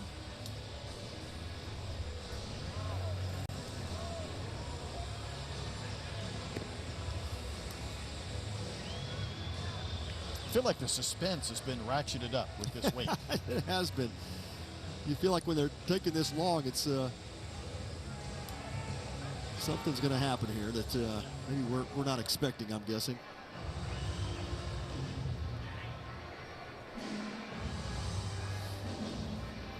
And the discussion continues. Right now it's plate umpire Michael Durantis who has the headset on. We've seen his colleague already have this headset on earlier in this review. Umpires are upstairs helping out with the review. Now a further discussion here. The umpires are going to get back together. Yes, they are. This is going to take the quartet of umpires. Yeah, this is where, I know obviously the crew's trying to get the call right, but this is the part of the game that you just hate because it slows everything down, and the pitcher's trying to stay loose, and of course I do have a feeling that after this call is made, it's not going to be the end of the conversation. And the batter is going to be out. Now they pointed to the first baseman, the pinch runner at first base. Burke's already come out of the game. Tony Vitello wants an explanation. So they called a strike on the 2-strike pitch rather than a hit by pitch. So not only does the hit by pitch come off the board, it's an out. If you've got that in your baseball bingo card tonight, that's right. You win the jackpot. You win. Yeah, we've seen some odd things, but that one, we couldn't really tell from the angle we had that was that pitch a strike. And obviously, see the ball off the hitter's knuckles. If they get the strike call, and that'll go down as a strikeout for Aaron Nixon. He'll take it. And Lipsius is the final chance right now for Tennessee. So instead of getting a base runner with 1 out, base is empty, 2 gone, and one more chance for the Vols. Lipsius has had a rough night. 0 for 4. He struck out 3 times, and I don't think he's been the beneficiary of some borderline calls going in his favor.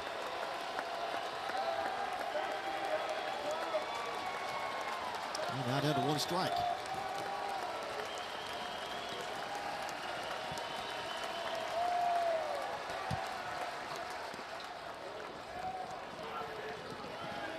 Pretty big shift employed right here by the Longhorns.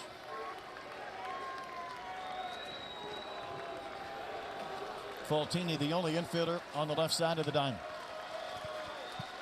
Volunteers again down to their final strike and out.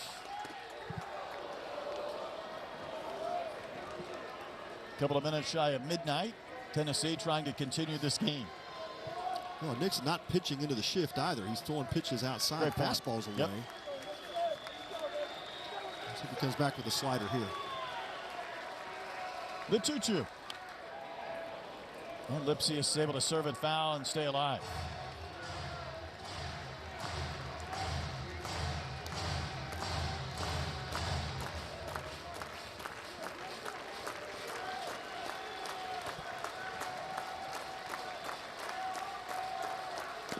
Ball game over. And the #1 team in the nation has improved to 10-0 as Texas takes down Tennessee 7-2. Good ball game tonight, Pat. Really a good opening 3 games here in day 1 of the College Classic. Yeah, it really has been. And you look at the starting pitching today was outstanding all the way around. Pete Hansen picks up the win for the Longhorns, and Tip of the hat to Chase Burns. Had an outstanding outing for Tennessee. Kept him in the game and came down to the bullpens, and Texas wins it. Busy day of baseball coming up tomorrow. Again, our first game will be at Minute Maid, 11:05 a.m. Central Time. Oklahoma, UCLA. Then it's Baylor, Tennessee in the middle game. And the nightcap will be a fun one, Texas and LSU. That'll do it today from Minute Maid Park. We're going to send you off soon to Colorado College hockey. So for Pat Combs and our entire crew, I'm Brett Dolan, thanking you for watching. LSU had the walk-off in Game 2. The Longhorns take down the Volunteers 7-2. So long and good night from Minute Maid Park, the Shriners Hospitals for Children College Classic.